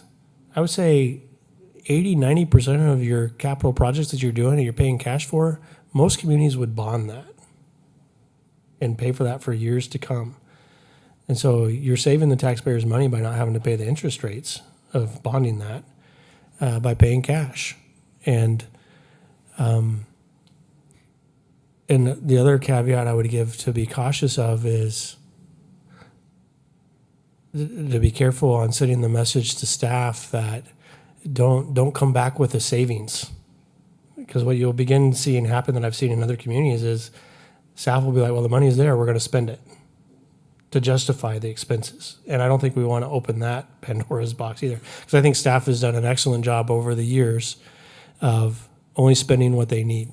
We build our budgets to the worst case scenario for expenses and then hope that it comes in less than that. And then that surplus then is available to do projects and other things that we don't have to bond that out and make it more expensive for the public going forward. So, Mark, if I could just respond to one little piece of that. The idea that the staff and the department heads that I've gotten to know, the idea that that would occur here is so foreign to me. I mean, I hope you guys understand that. I believe in our staff and that absolutely would not happen because of the quality work they've already shown us. So that to me, that's why I want to get this right. I want our numbers to be right because we've got a great team that will go and implement the plan then. But we've got to have a plan that makes sense because right now, in my estimation, we're over collecting from the public while our staff does that. And they've got those same pressures while the public's still unhappy. Dave, I don't know if you got it. I'm sorry to put you on the spot like that. No, Mr. Mayor and Alderman Blessum, in the annual comprehensive financial report for fiscal year 2024, the general fund balance decreased by $2.249 million. Okay. So, Mr. Mayor, if I could follow up on that. So, Dave, what was the buy down using reserves that year? Mr. Mayor, Alderman Blessum, I believe it was right around $2 million, if I remember correctly. So with that in mind, you're saying the operations for 2024 in the general fund were about break even? So that's the first time in, I think, 8 years that we didn't run what I would usually call a profit in our general fund. Is that what happened in 24? Mr. Mayor, Alderman Blessum, I think it essentially turned out exactly as it was budgeted. Now, there can be some differences on that. You know, we may have had some revenues that came in better than expected, and so some of that money was expended, or it could have been the exact opposite too. Revenues could have been less than budget, and the expenses were less than budget proportionately as well. Yeah. Thank you.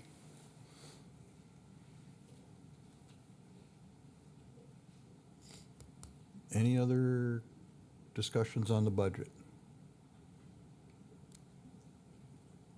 Mr. Mayor. Is there, I'll make a motion to approve the preliminary budget as presented by the city manager. okay, Second. moving second to adopt the preliminary budget as presented. Any discussion? Yeah, Mr. Mayor, if I could. So just for the public, you know, I learned something last year sitting up here at exactly this moment, which is that now is not the time where we make adjustments. But I also want to help everybody understand, I fully expected to do that tonight. I fully expected to come up here and be able to say, you know what, I realize that we've got the 790 that we're going to be going over, we got the 3%, but I felt good about using reserves right now to already send a message to the public what we were doing when their statements came out. I thought that it was the right thing to do because I thought that it was doable within the numbers that we had. What I'm getting tonight makes me not understand where we're at, so that's why my motion came the way that it did. I believe we have to send it to the auditor and I have to start discussions with my colleagues at the state level to understand how this actually can work and why, because I don't get it. I don't understand how we can send an increase to our people in our city of this level and have it meet state law. So at this point, I think we have to move the process forward. We have to send it through as presented so that we can have that conversation and make sure we understand it, because I don't think we're there yet. Further discussion of the motion. Alderman Olson. So a question for clarification, maybe I misunderstood this, but we would not have to approve this tonight. We could wait until the first meeting in August, correct? Or did I misunderstand that? Mr. Mayor, Alderwoman Olson, that is correct. You have a deadline of August 10th to approve the preliminary budget. So if you can make changes and tweaks to it now at the preliminary level, if you would like. But Alderman Blessum is correct. Your significant changes come between the preliminary and the final. Okay. All right, so we have a motion and a second, I believe. Is there any further discussion? Seeing none, Alderman Samuelson. I would just like to make a comment, and Mike, I appreciate your questions and understanding, and I know there's a lot to go through, and there's gonna have to be some changes. I just, what got out to me even before tonight when I first got to see this is the budget is reducing by $14.5 million, our overall budget. And we're gonna raise property tax $5.5 million. It's just glaring to me how that can be, and I know there's a lot of information in here, but just as the public's looking at it, it makes no sense to me.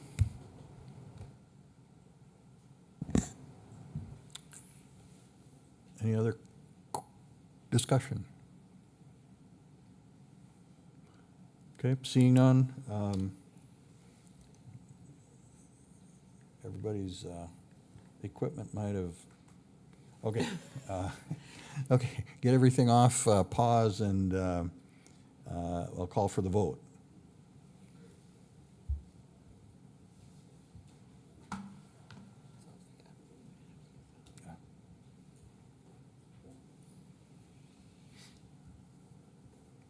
The motion passed unanimously.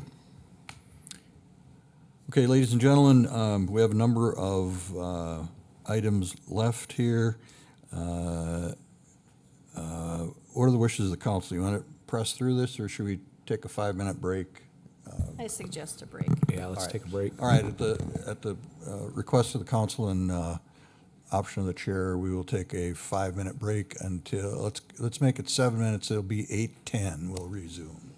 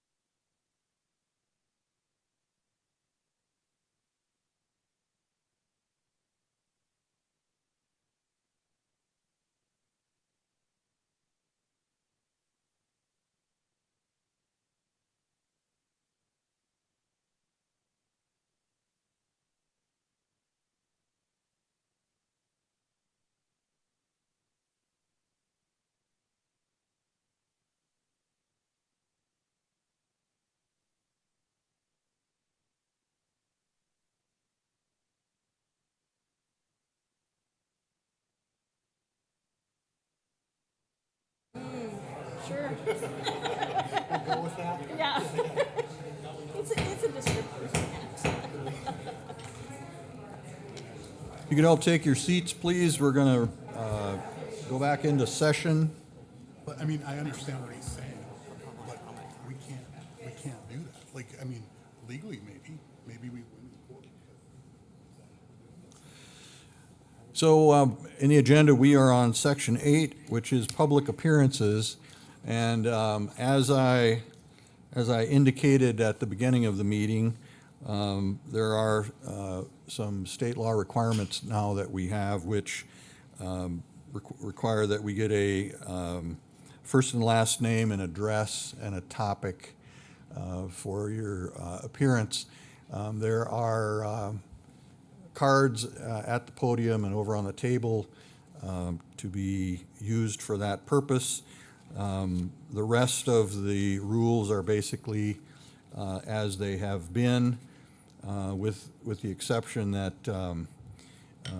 we will not have people plugging devices into the technology at the podium. Microphone obviously is for your use. So public appearances, somebody who wants to address the council, now is the time to come forward.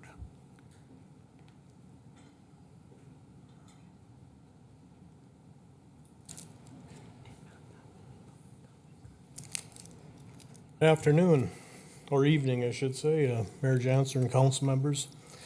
I was up here, I'm just kind of contemplating a couple things. I've heard a lot about budget and money and this and that. And just a word of warning, sometimes new equipment is not what you want it to be. Believe me, I run it. It's what I make a living with. And my old equipment that doesn't have tier 4, tier 3, and diesel exhaust fluid runs. It's an amazing thing. Get in it, fires up, and it runs all day. Throw diesel exhaust fluid into the mix, and now you got issues. Freezing up, sensors, pumps, and your typical service call is about $1,200, plus mileage, plus parts. Just a word of warning. Be careful what you wish for. I would rather spend $12,000 on a set of injectors than $500,000 on a new excavator or dozer. It's how I make my living, and I just say that. The one thing I wanted to bring up is where do my property taxes go? I drive by every day a couple addresses up by Rose Hill Cemetery, 509 and 511, 11th Avenue Southeast. And it looks like a damn salvage yard. Every day I drive by, there's rats running in there. It gets worse, and all we do is build a fence closer to the street.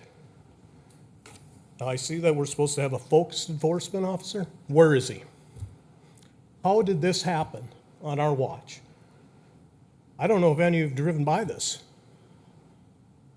It's a shame. Any of you ever gone to Memphis, Tennessee, walked around? Detroit? Yeah. It'd fit right in. It would be perfect. As a citizen, I want something done. I don't want excuses. I'll volunteer my equipment. I'll come in with loaders, dozers. You bring the side dumps. But it just kind of gripes a person. You have to look at this every single day. And it's a health issue. I've got property in this town. Apparently my property tax is going to go up. I don't know why, when I have something like that down the street. If anything, it should tank. And this is what I get. We need to address these things. We can't allow them to get to the point that they're at. How did something like this happen? I want an answer. How did this get to this point? Anyone?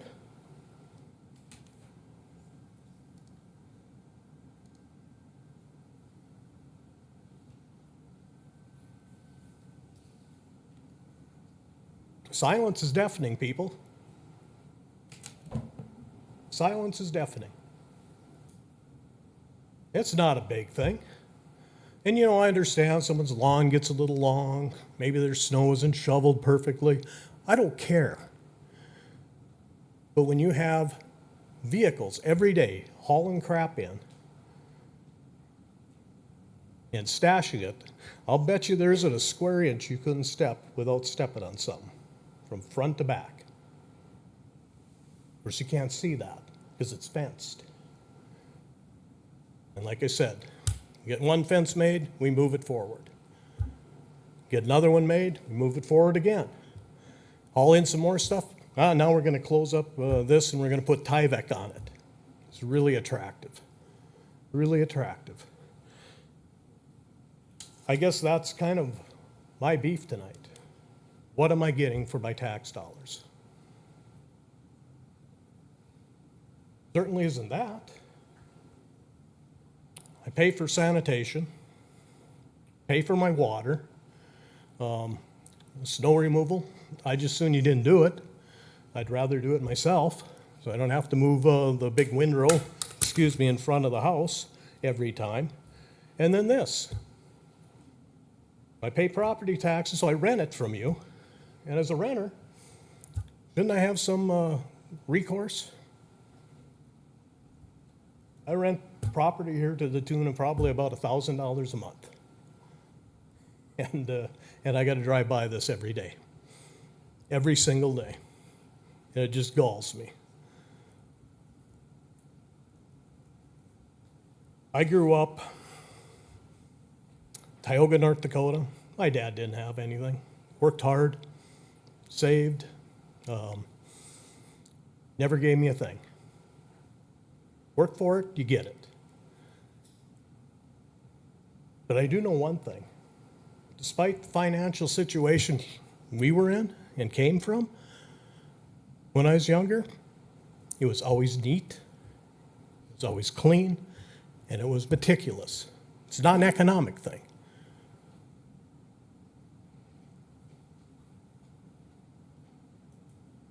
So is there anything that can be done or will be done?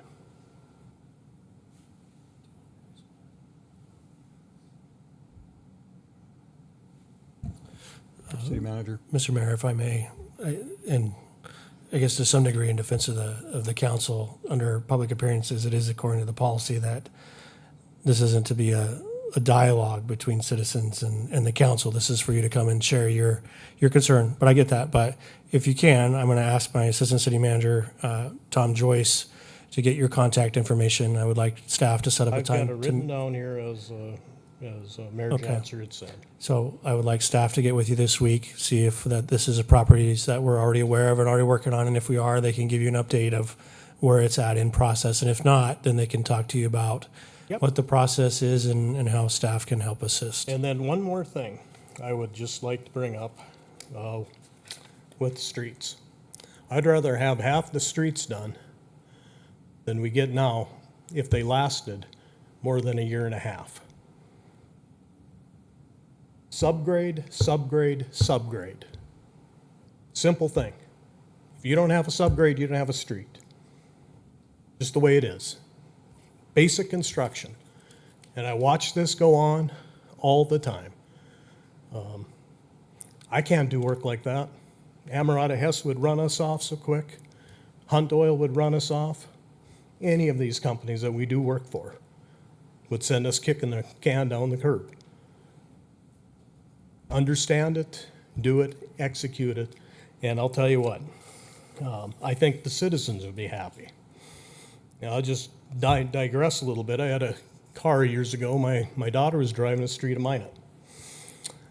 You know, it was an Audi. She hit a bump, tore the oil pan off, and shelled the engine. Pothole. A pothole. On a main snow thoroughfare. A street. It shouldn't happen, folks. We shouldn't have to deal with that. Again, where are my tax dollars going? Thank you. So just as a point of order, this is a freshly adopted personal appearances policy, and one of the notations in there pertains to a speaker card. Is that something that's been collected from the stand, or are people writing it down on the stand right now? I haven't collected any yet, but, Okay. thank you, sir. Thank you. So Mayor Janser, just something to consider. So when people fill out the speaker card, do you want to have them deliver them to you up here at the dais? Yeah, actually, we want it to go to the clerk. Okay. So, Okay, yeah, that sounds that can work. Okay, we'll get it figured out here as we go forward. Public appearances, we are open for appearances on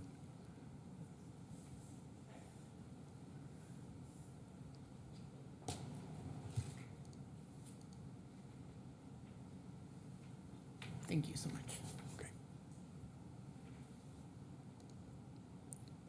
Hello, Mayor Janser and Council. I want to appreciate Rob Fuller for his comments for business owners of Minot that have been here. It seems like the people that have been here, our business has been here since 1952. Obviously, I haven't run it since 2018 is when we took over. And we don't ask for any funding. We don't ask for anything other than help when we're having issues, unfortunately, with the Minot Airport administration. We have reached out to other councilmen in the past. We have reached out to the city manager and a couple of mayors, 3 mayors, about some of the issues that we're having with the tenants of the airport. There's a lot of issues. Nothing ever gets done. I think it is an hindrance to business from the tenants that is at the airport. I do applaud you for doing 826 and having that actually open and resurfaced.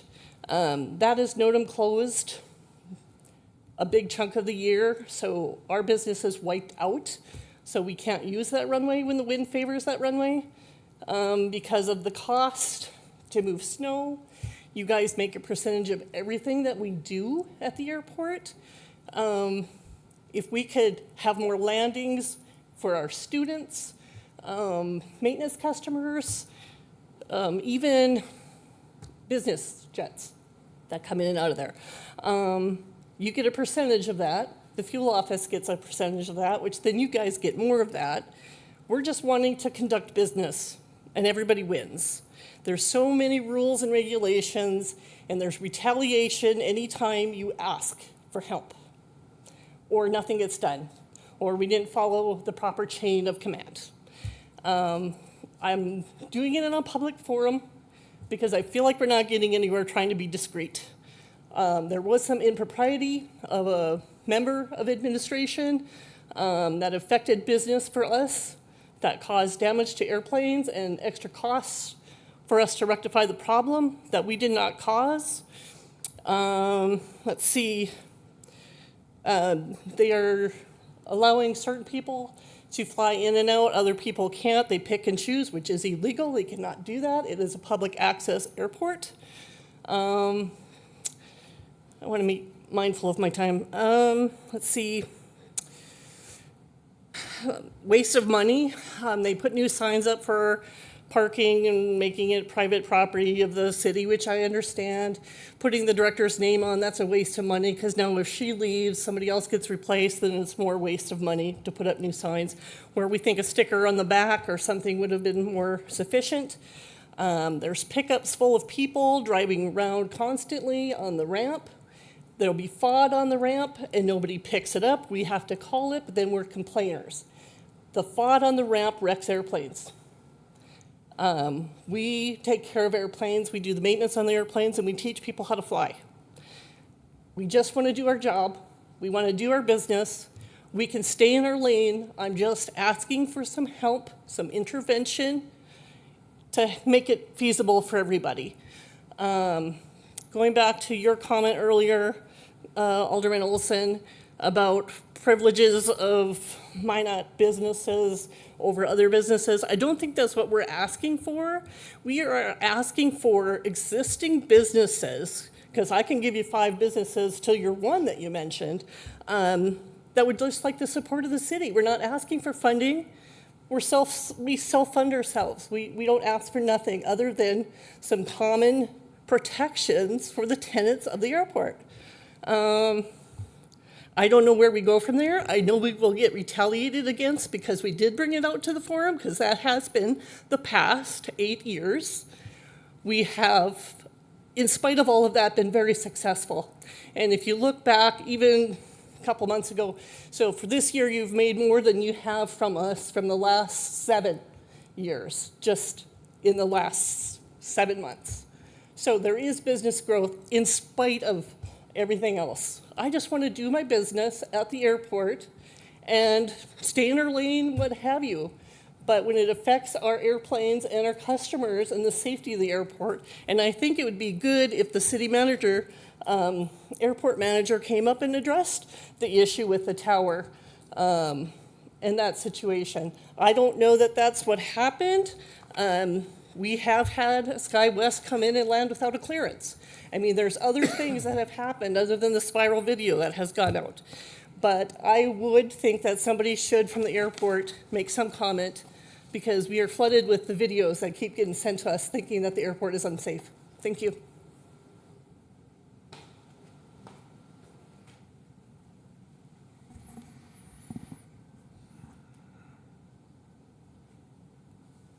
Still in public appearances.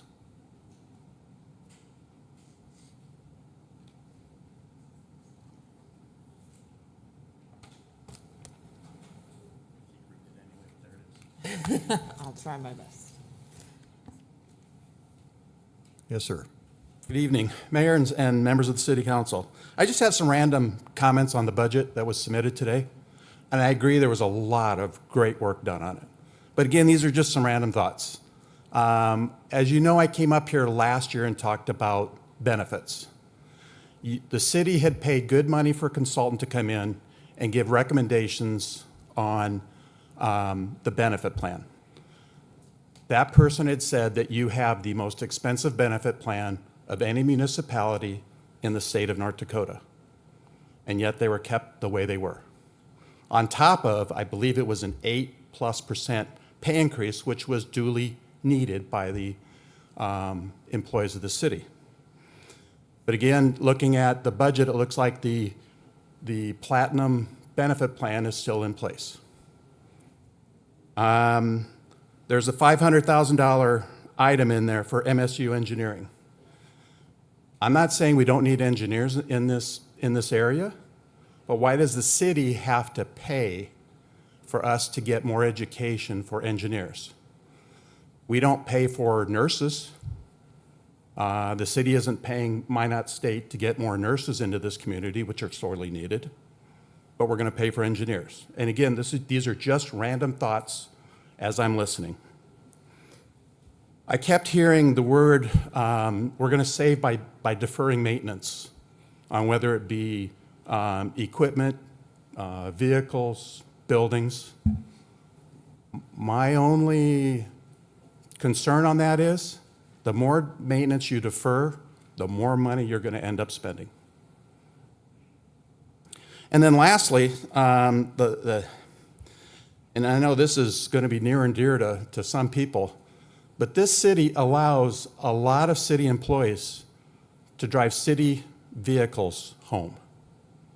They drive to and from work. If they go out to lunch, they take the city vehicle. If they're going to the grocery store or Menards or wherever on the way home, it's in a city vehicle. That is very expensive. You go to most big companies, they don't provide vehicles. State of North Dakota does not provide vehicles. You drive your personal vehicle to the state office. If you're going to need a vehicle for state purposes, you get a pool car. There's a lot of companies in this town that do the exact same thing. They have pool cars. And I guess one of the questions I would like to ask is, is that should be a taxable benefit to those people. Personal use of a city-owned vehicle should be a taxable benefit. Thank you very much.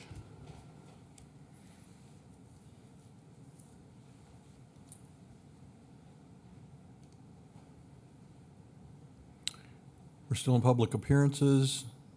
Anyone else like to speak tonight?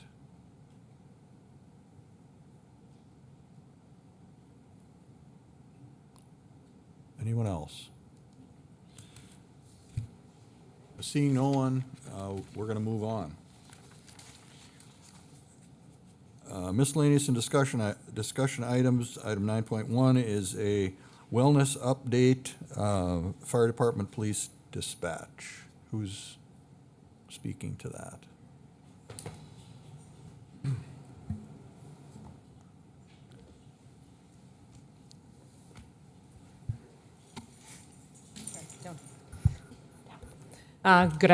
Good evening now, Mayor Janser and members of the council. I'll make this brief as it's been a long night for you guys.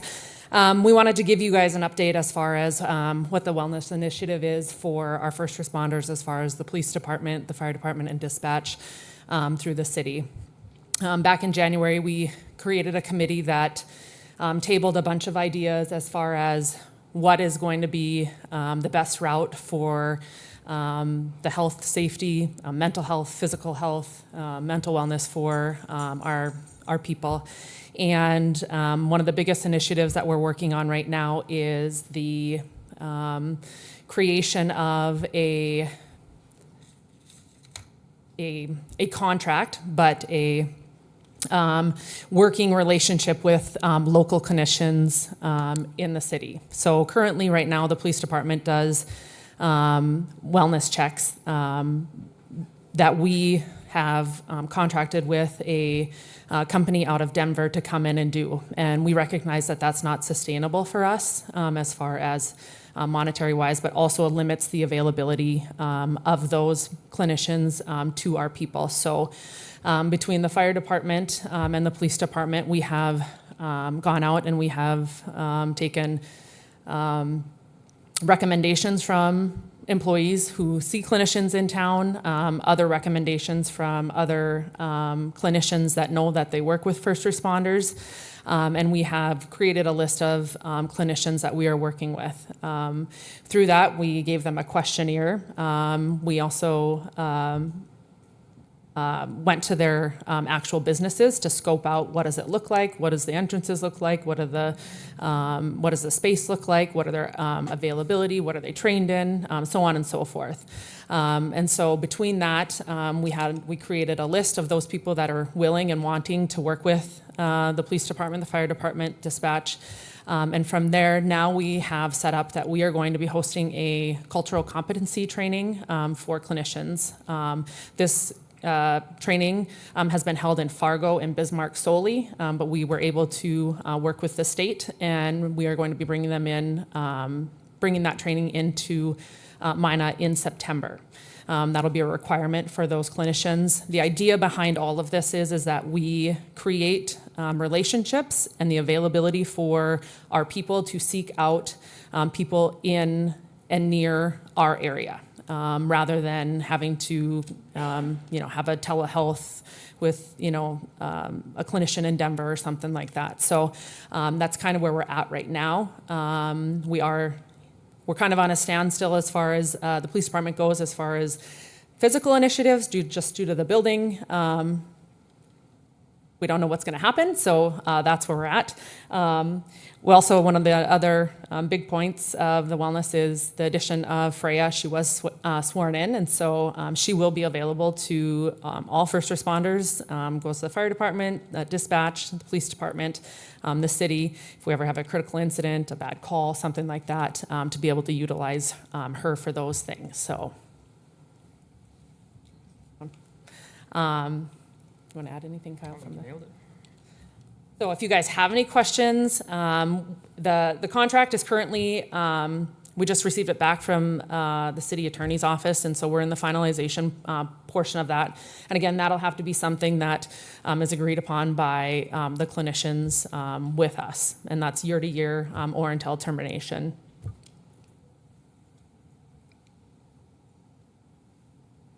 Thank you very much. Mr. Mayor. Go ahead, Alderman Thank you. So, I mean, I love this idea, and I love to have the services locally. How do staff pay for those services? Is it something that is run through health insurance? Is part of this contract looking for some funds from the city, or how does that look? So right now, the annual wellness checks for the police department and the fire department will be built into our budget, in our wellness budget. Anything outside of that, so part of that contract is that officers or firefighters or dispatch, if they have an incident or they have something that they need, like rapid access to a clinician, they would have that list and be able to access them, and then that would go through their insurance or the EAP. Many of the clinicians have agreed to be on the EAP, so whether they access them through that or their insurance. Okay, but great. the actual well checks are budgeted, and that comes out of our wellness budget. Okay, thank you.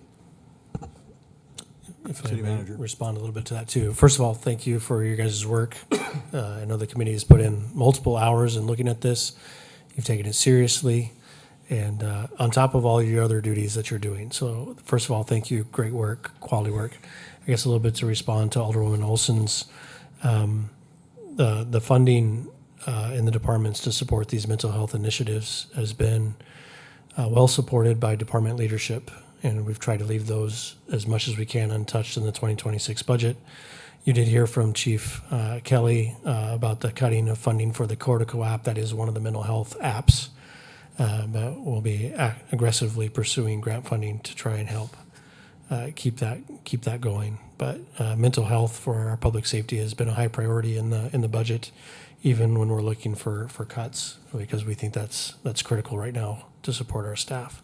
But again, thank you to the work you and your committee are doing on that. You've done phenomenal work. And we appreciate all of your guys' support as well. It's nice knowing that we have the support from not only the community, but you guys from the council and stuff as well. Absolutely. Thank you very much. We're still in miscellaneous and discussion items. Alderman Fuller, you said you had something you wanted to talk about. Yes, I had a couple things tonight I'd like to bring up under the discussions. The first one that I was going to bring up was for the community and for our council members up here, just as a general discussion item. But boy, after hearing the budget presentations tonight, I don't think it could have been happening at a better time. So we've gotten to the point in our city where we have to prioritize what's important to us. What are we going to spend our money on? As you could hear tonight from Fire and PD, the way they can get to their flat budget is by cutting positions and not getting new equipment and those types of things, because we only have so much property tax that we can raise up to pay for those things for them. Now, I realize there's some other avenues that we can get money through. One of the sales tax pennies has an improvement line on it, which is about 25% of that penny. And we've paid for certain things out of there. Thank you, Jennifer. We've paid for certain things out of there for fire and PD and different departments over the time. Currently, as you can see, how we have our sales tax pennies set up is our first penny has 50% going to flood control, 10% going to property tax relief. So we raise property tax and then we buy it down. 15% going to economic development and 25% going to improvements, which is kind of just a catch-all, but they've paid a lot of different things out of it over the last couple of years. So what I'd like to do is I'd like to direct city staff to draft and bring forward an ordinance amending the allocation of the first penny of sales tax revenue. What we would do is take the first three segments of that first penny, the property tax relief, the economic development, and the improvements, and we would combine it into one unified 50% allocation dedicated to funding first responders, which is fire and PD, essential city services, and if by God's grace we have a holy crap ton of sales tax, we can pay down some more flood control with it. So the remaining 50% for flood control buy down would be left unchanged. Is that a motion? Yeah, I'll second a motion. To Thank you. If I can continue, Mark. So Now, before anybody jumps down my throat, two big things. I'm not saying that we don't continue to do economic development. We have between $8 and $12 million in all those buckets, and we can continue to use that money to fund those programs going forward. If we get to a point where that money runs out, then again, as a community, I think we need to sit down and have the conversation of what's more important, fire and PD services or funding economic development. Now, keep in mind, we have a person in the city that we pay to do economic development, and we fund the chamber to the tune of about $600,000 a year to do economic development to us. And I'm not suggesting we cut that out either. I'm saying we fund that from a different source. We can use a number of different sources to do that. But again, that's a discussion that we have. Now, go to our economic development dollars. We have $8 to $12 million sitting in those buckets because for the last number of years, they haven't been being used the way that we wanted them to be used. The way we allocated our pennies 5, 10, 15, and 20 years ago is different than what our priorities are today in the city of Minot, and we need to address that. Now, I'm all about finding ways to stimulate economic development in our community, but instead of creating the long-term, broad-based growth that we've been trying to create, what we're spending our money on is wayfinding signs and subsidizing building renovations for a handful of downtown business owners, while the rest of the city gets nothing.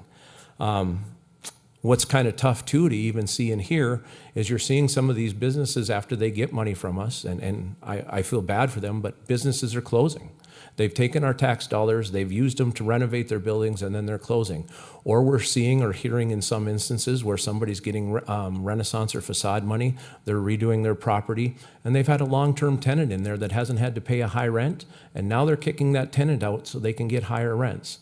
I don't think that's how our our sales tax dollars for economic development were initially designed to be used. So redirecting the funds the way I'm talking about towards first responders and essential services would provide a more stable sales tax-based funding source for fire, PD, and all our other critical operations. That stability is going to be essential, especially now that the state has us capped at 3%. And as you can see tonight, our 3% is $790,000 is what we can raise property tax. We can't add new firefighters. We can't add more police officers. We can't replace their bunkers at the fire department. We can't do a lot of things for our fire and police services that we want to do because right now our priorities are in the wrong spot. The shift will also help alleviate property taxes over the long term for the community because part of what we fund through the mill levies is now be funded through sales tax. I've spoken with the chief at Fire and PD, and they're supportive of whatever action the council will take to make sure that the funding that they need is available to them and for the community. So I think, again, Harold said earlier, this is something that we would probably need to take to the people. I spoke with staff last week, and I don't believe it's something we would, just a reallocation of the sales tax pennies is not something that we would have to take to a vote. But either way, whether it's the council making the decision to fund the fire and the PD that way, or we give it to the community, I believe the community is going to support us because they want those essential services there. So again, I'm going to move to make a motion, or I've made the motion to direct staff to bring that draft ordinance to reallocate that first sales tax penny to us. Thanks. Okay, there's a motion and a second. Discussion? Alderman Samuelson. Thank you. So I will support this. I've talked about it a few other times, and I'm glad, Rob, that you brought it up this way. One thing that I've mentioned before is the different programs, and I just quickly did the facade improvement program itself pays for almost 4 firefighters every year, or 4 police officers. Now, to me, that is a better use of our tax dollars, no matter how you put it. Just the portion of the economic development that we spend would fund all the police officers that we're short if we find them. And if we can't have our first responders, with the equipment that they need and the people that we need, we don't need economic development.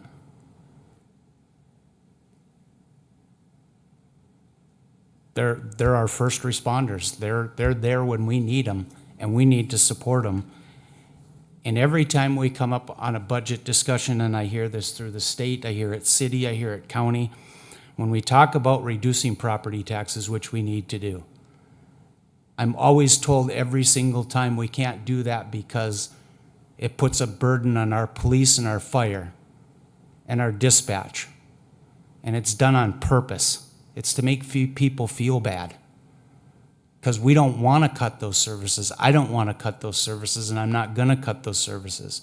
Now we're giving a stable fund for our first responders, which I think that they deserve, so that we don't have to keep coming back every time and them trying to fight for what they need and what we should be providing for them.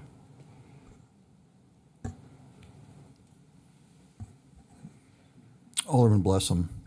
Just to add one piece of color on a little bit of what Scott talked about there, one of the things that got overshadowed in the city manager's report tonight, because we got big news from Harold, and over the coming weeks we'll talk more about thanking you for your service and things like that. So I'm not going to go a long ways there tonight.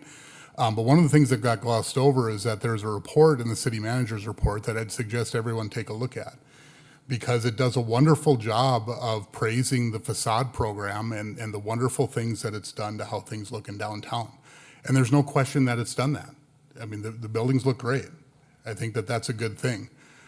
But if you look at the survey, you get a picture of what's actually going on. The survey respondents were the ones who've received the cash. So when you ask them, were you happy with the program? Of course. They got $100,000 or $180,000 to fix up their buildings. Of course, they're happy with the program. They're going to say yes to that.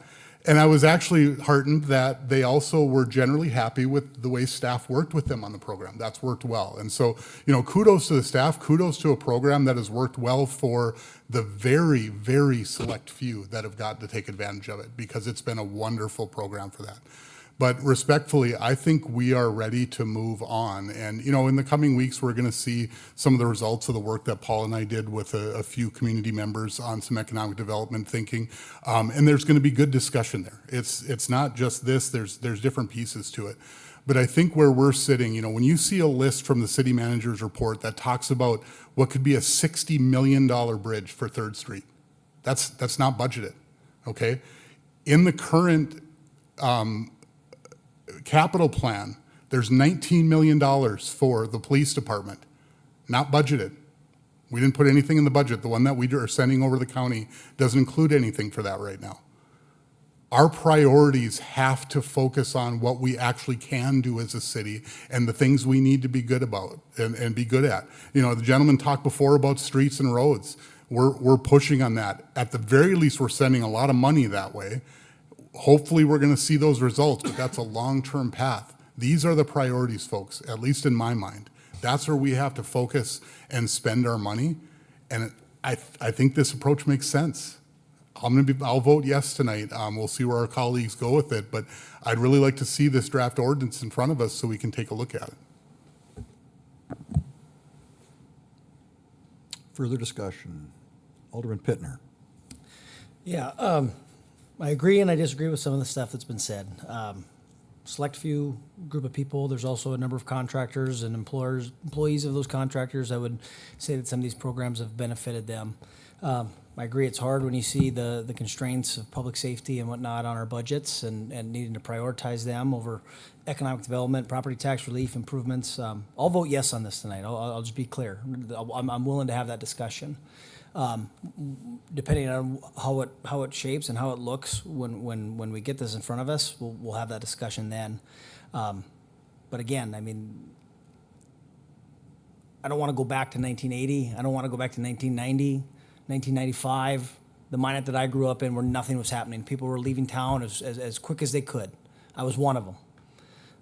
So again, I just, my word of caution, or the way that I view this, or the lens that I look through this is those are the things that help our community move forward. Those are the things that make people want to stay. Those are the things that make the officers that are hired here, or the firefighters that are hired here, want to stay in this community.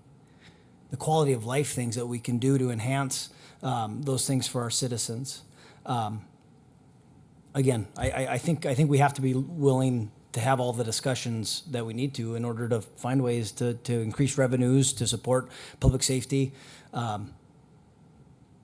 I'd say there's bigger issues at hand, and hopefully we're solving those issues with the police department so that we can hire those positions, so we can be fully staffed. Again, I've been a proprietor of economic development. We might have wasted a handful of months, Mike, with committee work and meetings, if I'm being completely honest. But again, I'm willing to have that discussion. I'm willing to see what's best for the community moving forward and where the council lands.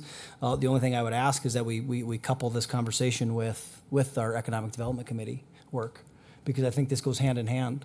Otherwise, I mean, why even present, Mike, the work that we got out of that? Because there was a lot of good work, and there's a lot of good things that came out of the committee that we will not even be able to contemplate moving forward if these things come out. And that goes from the programs that we've done, some of the programs that we want to do to help increase housing, reduce the cost of housing development.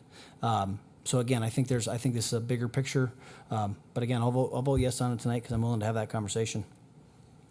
If I could. Alderman Blessing. And thanks for that, Paul. I kind of have the same feeling a little bit about, was all that for waste? But here's one of the things I want everybody to understand, as Alderman Fuller put it, this doesn't necessarily have to stop the thinking that we have about how we go after different projects. It changes the funding mechanism. It's been a crutch, in my estimation, for the number of years that this has been in place, to always be thinking at exactly this time of year, we got about 2.2 million. What are we going to do with it? Kind of our little fund money, right? To try to spur some economic growth. And I think for the most part, the things have been more worthwhile. There's a few that I definitely would have issues with. If people are interested in that, please go back and watch our Economic Development Committee meetings. I spent a lot of time talking about those, and Paul and I went back and forth a lot. I think there's a lot of really good discussion there. One of the things I wanted to throw out just real fast on the facade program, in that same report, the other thing that I want everybody to understand is that about 2/3 of the respondents said they would have done at least some work on their building, even if the program hadn't been in place. They would have done it themselves. So you know what actually works in a community like ours? And those of you that listen to me, you hear it all the time. Low tax, low regulation. That's it. Low tax and low regulation, people take care of their own stuff. This is a step in that direction. It allows us to still fund it. We might have to make general fund allocations. It might be more difficult, but it still allows us to make the same decisions going forward. Alderman Pittner. I'll respond to one thing. Mike said we had some good back and forth, and I'll say it again. We had low tax and low regulation for decades downtown, and nothing happened. We had dilapidated buildings with vagrants living in them, buckets filled with feces, and a lot of structures in disrepair. I'm not saying that those conversations, you and I view it from a different lens, and again, I appreciate the conversations, but again, I think there's a time and a place, and again, I don't disagree that maybe it's time to move on from these programs or relook at them. Those are discussions that we had in that committee work, which I thought brought a lot of good conversations and a lot of good recommendations that would become before this body. But again, I think to me it's a balancing act.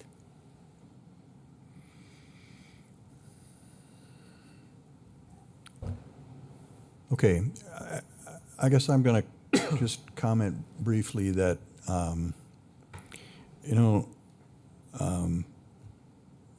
first of all, I don't think there's anybody who's engaged in doing the work that thinks that the money that we have appropriated for economic development is fun money or takes that responsibility lightly.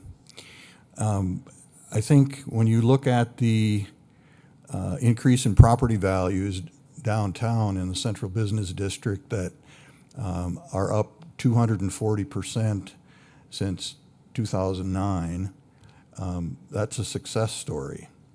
And so I'm hesitant to vote for this motion because it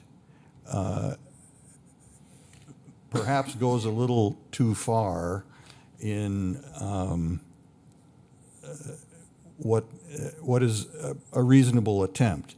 And, so I guess it seems to me like the discussions about, do we want to continue the facade program? That's a good discussion to have. But to flip a half a cent of the penny, which the voters and admittedly not yesterday, but that the voters chose to put to these particular activities, one of which is economic development. I think maybe that puts the cart before the horse. We're making the move, and we haven't had the discussion about how we're actually going to do what we probably still need to do. If you get rid of economic development or fund it in such a way that it's more difficult, you don't make progress by killing the advertising and firing the sales department. It doesn't work that way. So I think it was Alderman Pittner said that there's some things in this motion that he kind of likes, and there's part of it that he's not so sure about, and I would certainly agree with that. So I think we should just kind of bear some of that in mind as we go through this. And obviously, whichever way this goes, there'll be further discussion down the line as we go forward and look at the budget and look at the report from the ad hoc committee. Mark? Alderman Fuller. Thank you. Just a quick rebuttal. I get what you're saying, but here's a question that I want you to answer for everybody. If we don't fund it through sales tax, how do we continue to fund PD and fire with the limitations the state is putting on us? When they need firefighters or they need police officers, we're not going to have the money at $790,000 a year to do that. So how do we fund that? I mean, that's just, and you don't have to give me an answer. It's a question we have to, as a community, think about. Well, and so I think I will give you a little bit of an answer. I mean, I think looking at using some money from sales tax maybe is worth a discussion, certainly. However, you've said that sales tax is, a stable source of funding for these items, and we found out a few years ago that it isn't. And that's where we ended up with big jumps in property tax because we were somewhat dependent on sales tax, and when there was a bit of a downturn, we had no choice but to raise property tax. And you're right that alternative isn't going to be available if the same thing happens. So you can be whipsawed either way. Alderman Olson. Well, I'll be the last to comment. I'm going to vote for this tonight because I think it is a discussion that needs to move forward. I certainly have been on my soapbox for a long time about support for emergency services. I think I'm going to be, or have a greater appetite for looking at a portion of the half cent, looking at the property tax relief, the improvements portion. But then I certainly want more information about what the cuts to economic development are going to look like, because we do see the benefits. So I'm going to vote for us to move forward and look forward to the discussion. And my hope is that this is something that we can be discussing sooner than later. I think it's important, and it may even require just a special council meeting to have a discussion on this item. Alderman Fuller. And just, Lisa, to your point, like there's $8 to $12 million in those buckets. We keep using it. I mean, we don't know how long it will or won't last, but if it runs out, then as a community, that's where we have that discussion again. What are our priorities right now? Is it police and fire, or do we need to go back and was the economic development thing working? You know, and that's just a discussion we have to have. But as budgets change, as laws change with the state, we have to address how we're going to fund these things, because again, with NAWS and flood control, as we're all aware, we are so hampered with what we can do and how we can fund things. We have to make hard decisions right now. And I would rather say to somebody, hey, I'm going to make sure you get your extra firefighters or you get your extra police officers, instead of somebody getting their facade downtown just for this 1 year or maybe 2 years or whatever it is. I mean, it's a decision we have to make. I guess before we vote on this, I guess I would like to ask the city attorney that if this motion passes, I would like to make sure that we have a clear opinion, an answer on what Rob mentioned earlier, which was whether doing what this motion contemplates would require a vote of the people, since they're the ones that put it in place to begin with, or whether it can simply be done by the council.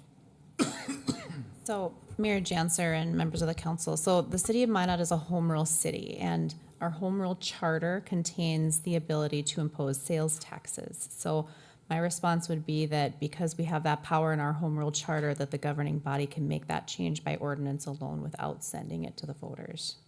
Okay, so that's the opinion. Yes. Conclusion. Yes, Okay. until I hear otherwise. I mean, I that's my opinion on that particular subject. Okay, thank you for clarifying that. Okay, any further discussion? Mayor Janser. Alderman Olson. I will not pretend to be an attorney, but I do recall that we have made the changes in the past. Following the 2011 flood, we changed the allotments within those pennies. So.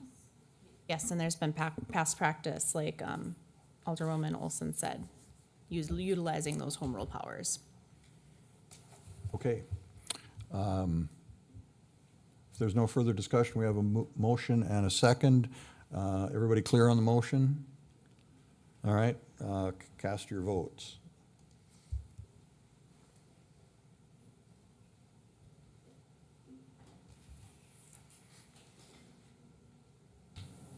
The motion passed unanimously. Okay. All right.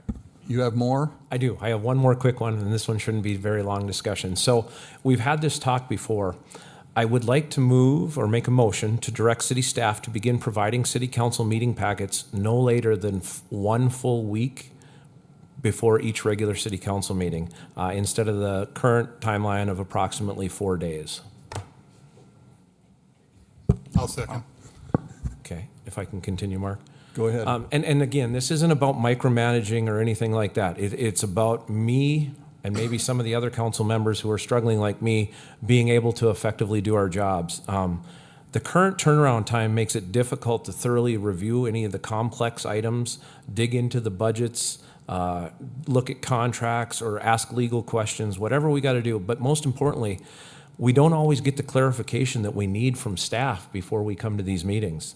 Sometimes the staff member that we need to see or talk to is at training, they're out on vacation, or they're simply unavailable in that 4-day time period for us to go talk to. So I just feel like if we can't get the answers, it puts us at a council at a disadvantage, and by extension, it puts the public at a disadvantage. So I would give the staff 60 days to make these changes. I know it'll be a little bit of a shift, but 60 days to make the necessary operational changes with full implementation required no later than the first meeting in October.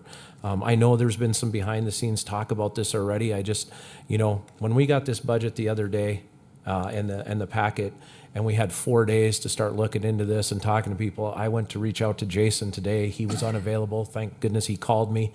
But if we had the more time, it will allow us to do our jobs better. Yes, Mickey.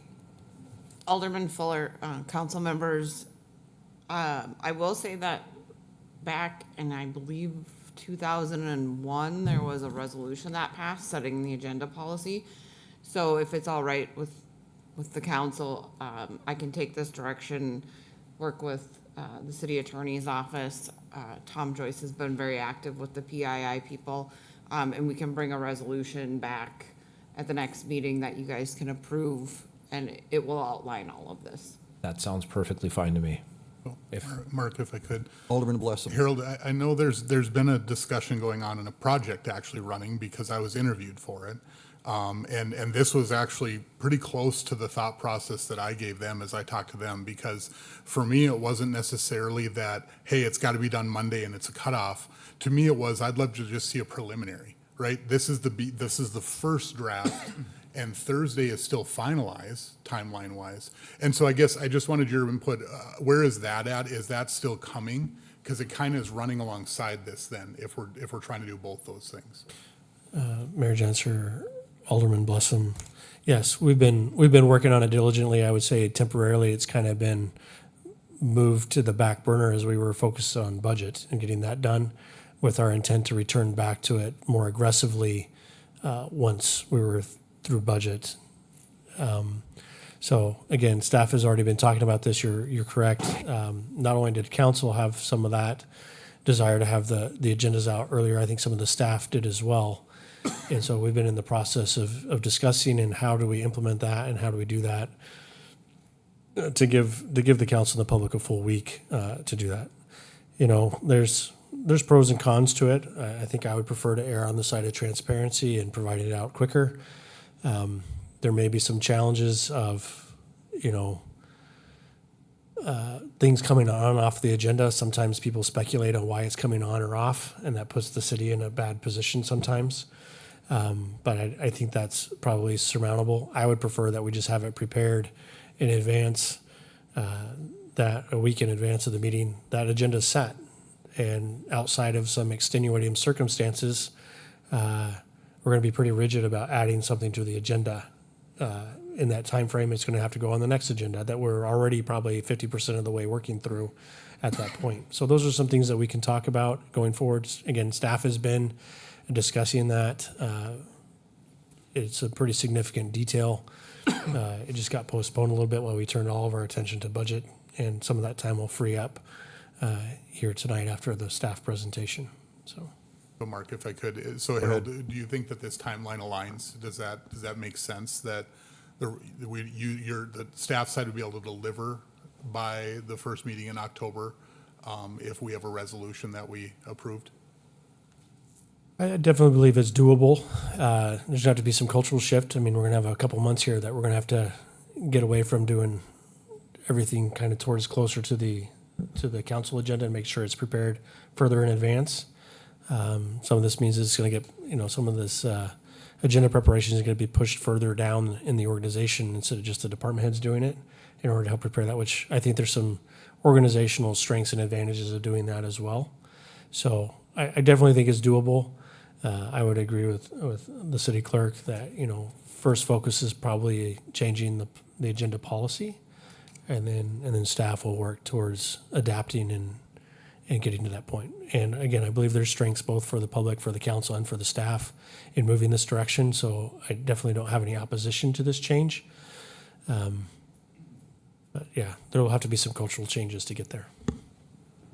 Alderman Fuller. And just real quick, let me just caveat that. If you guys, Michaela, when you sit down and talk about this, decide that you would need more time because we are in the middle of budget season, don't be afraid to bring that back and say that. I mean, I'm not dead set on October 1st. I just thought 60 days, maybe it can be done. I will say the last directive I've got from Assistant City Manager Joyce was we were going to try and go with the PII implementation idea of doing 7 business days prior to. So say, for example, this week we have a Monday meeting.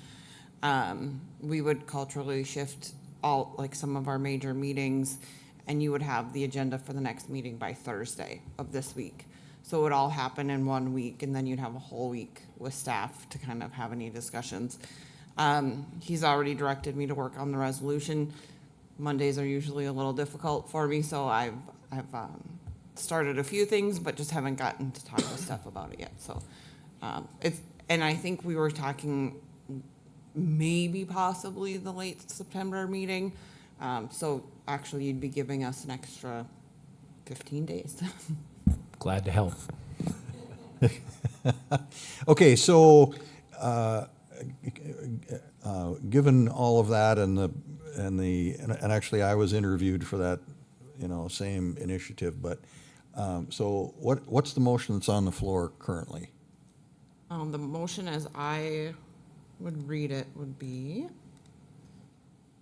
direct city staff to provide city council packets no later than 1 week prior to the city council meeting and implement the change no later than the first meeting in October of 25.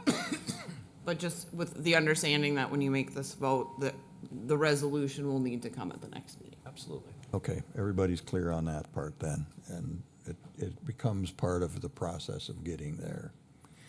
Okay, any further discussion? All right, let's vote.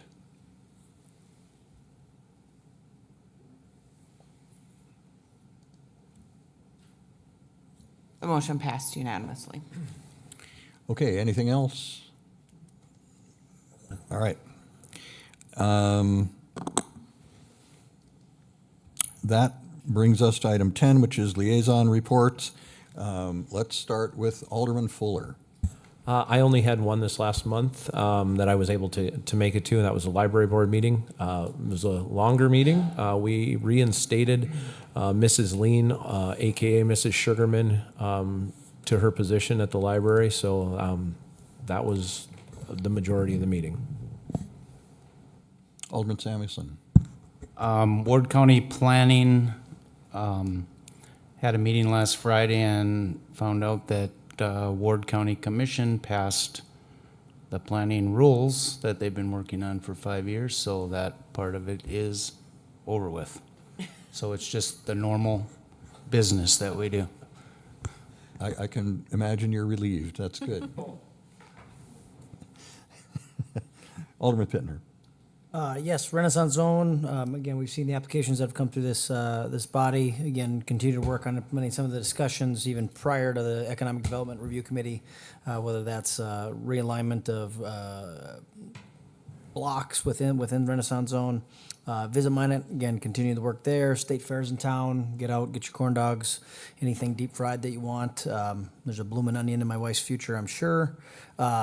Again, one of the events coming through town, or that came through town, Junior Olympic Girls Fast Pitch Tournament, again, thrown on with conjunction with the Community Partners Parks Tournament, featured 79 teams across 5 different age divisions. Again, huge economic boost, people coming in, shopping at Shields, eating at fast food restaurants, eating at restaurants, shopping. So again, good things happening there. Alderman Blesson. Commission on Aging meeting this past week. Things are good there. I've grown to enjoy working with that group and the board there and the great work that they do for our community.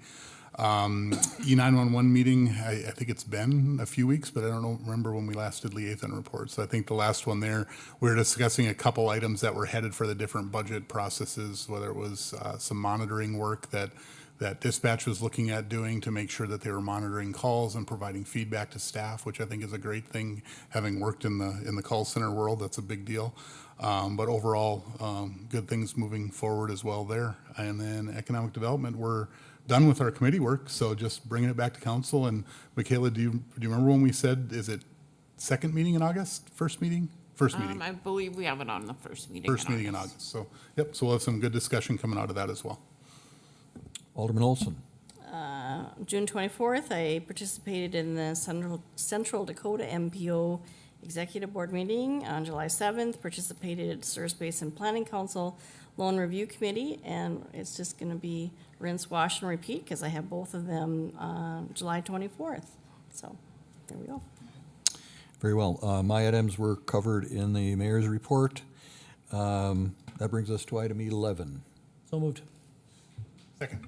Moved and seconded, we adjourn. All those in favor say aye. Aye. We're adjourned.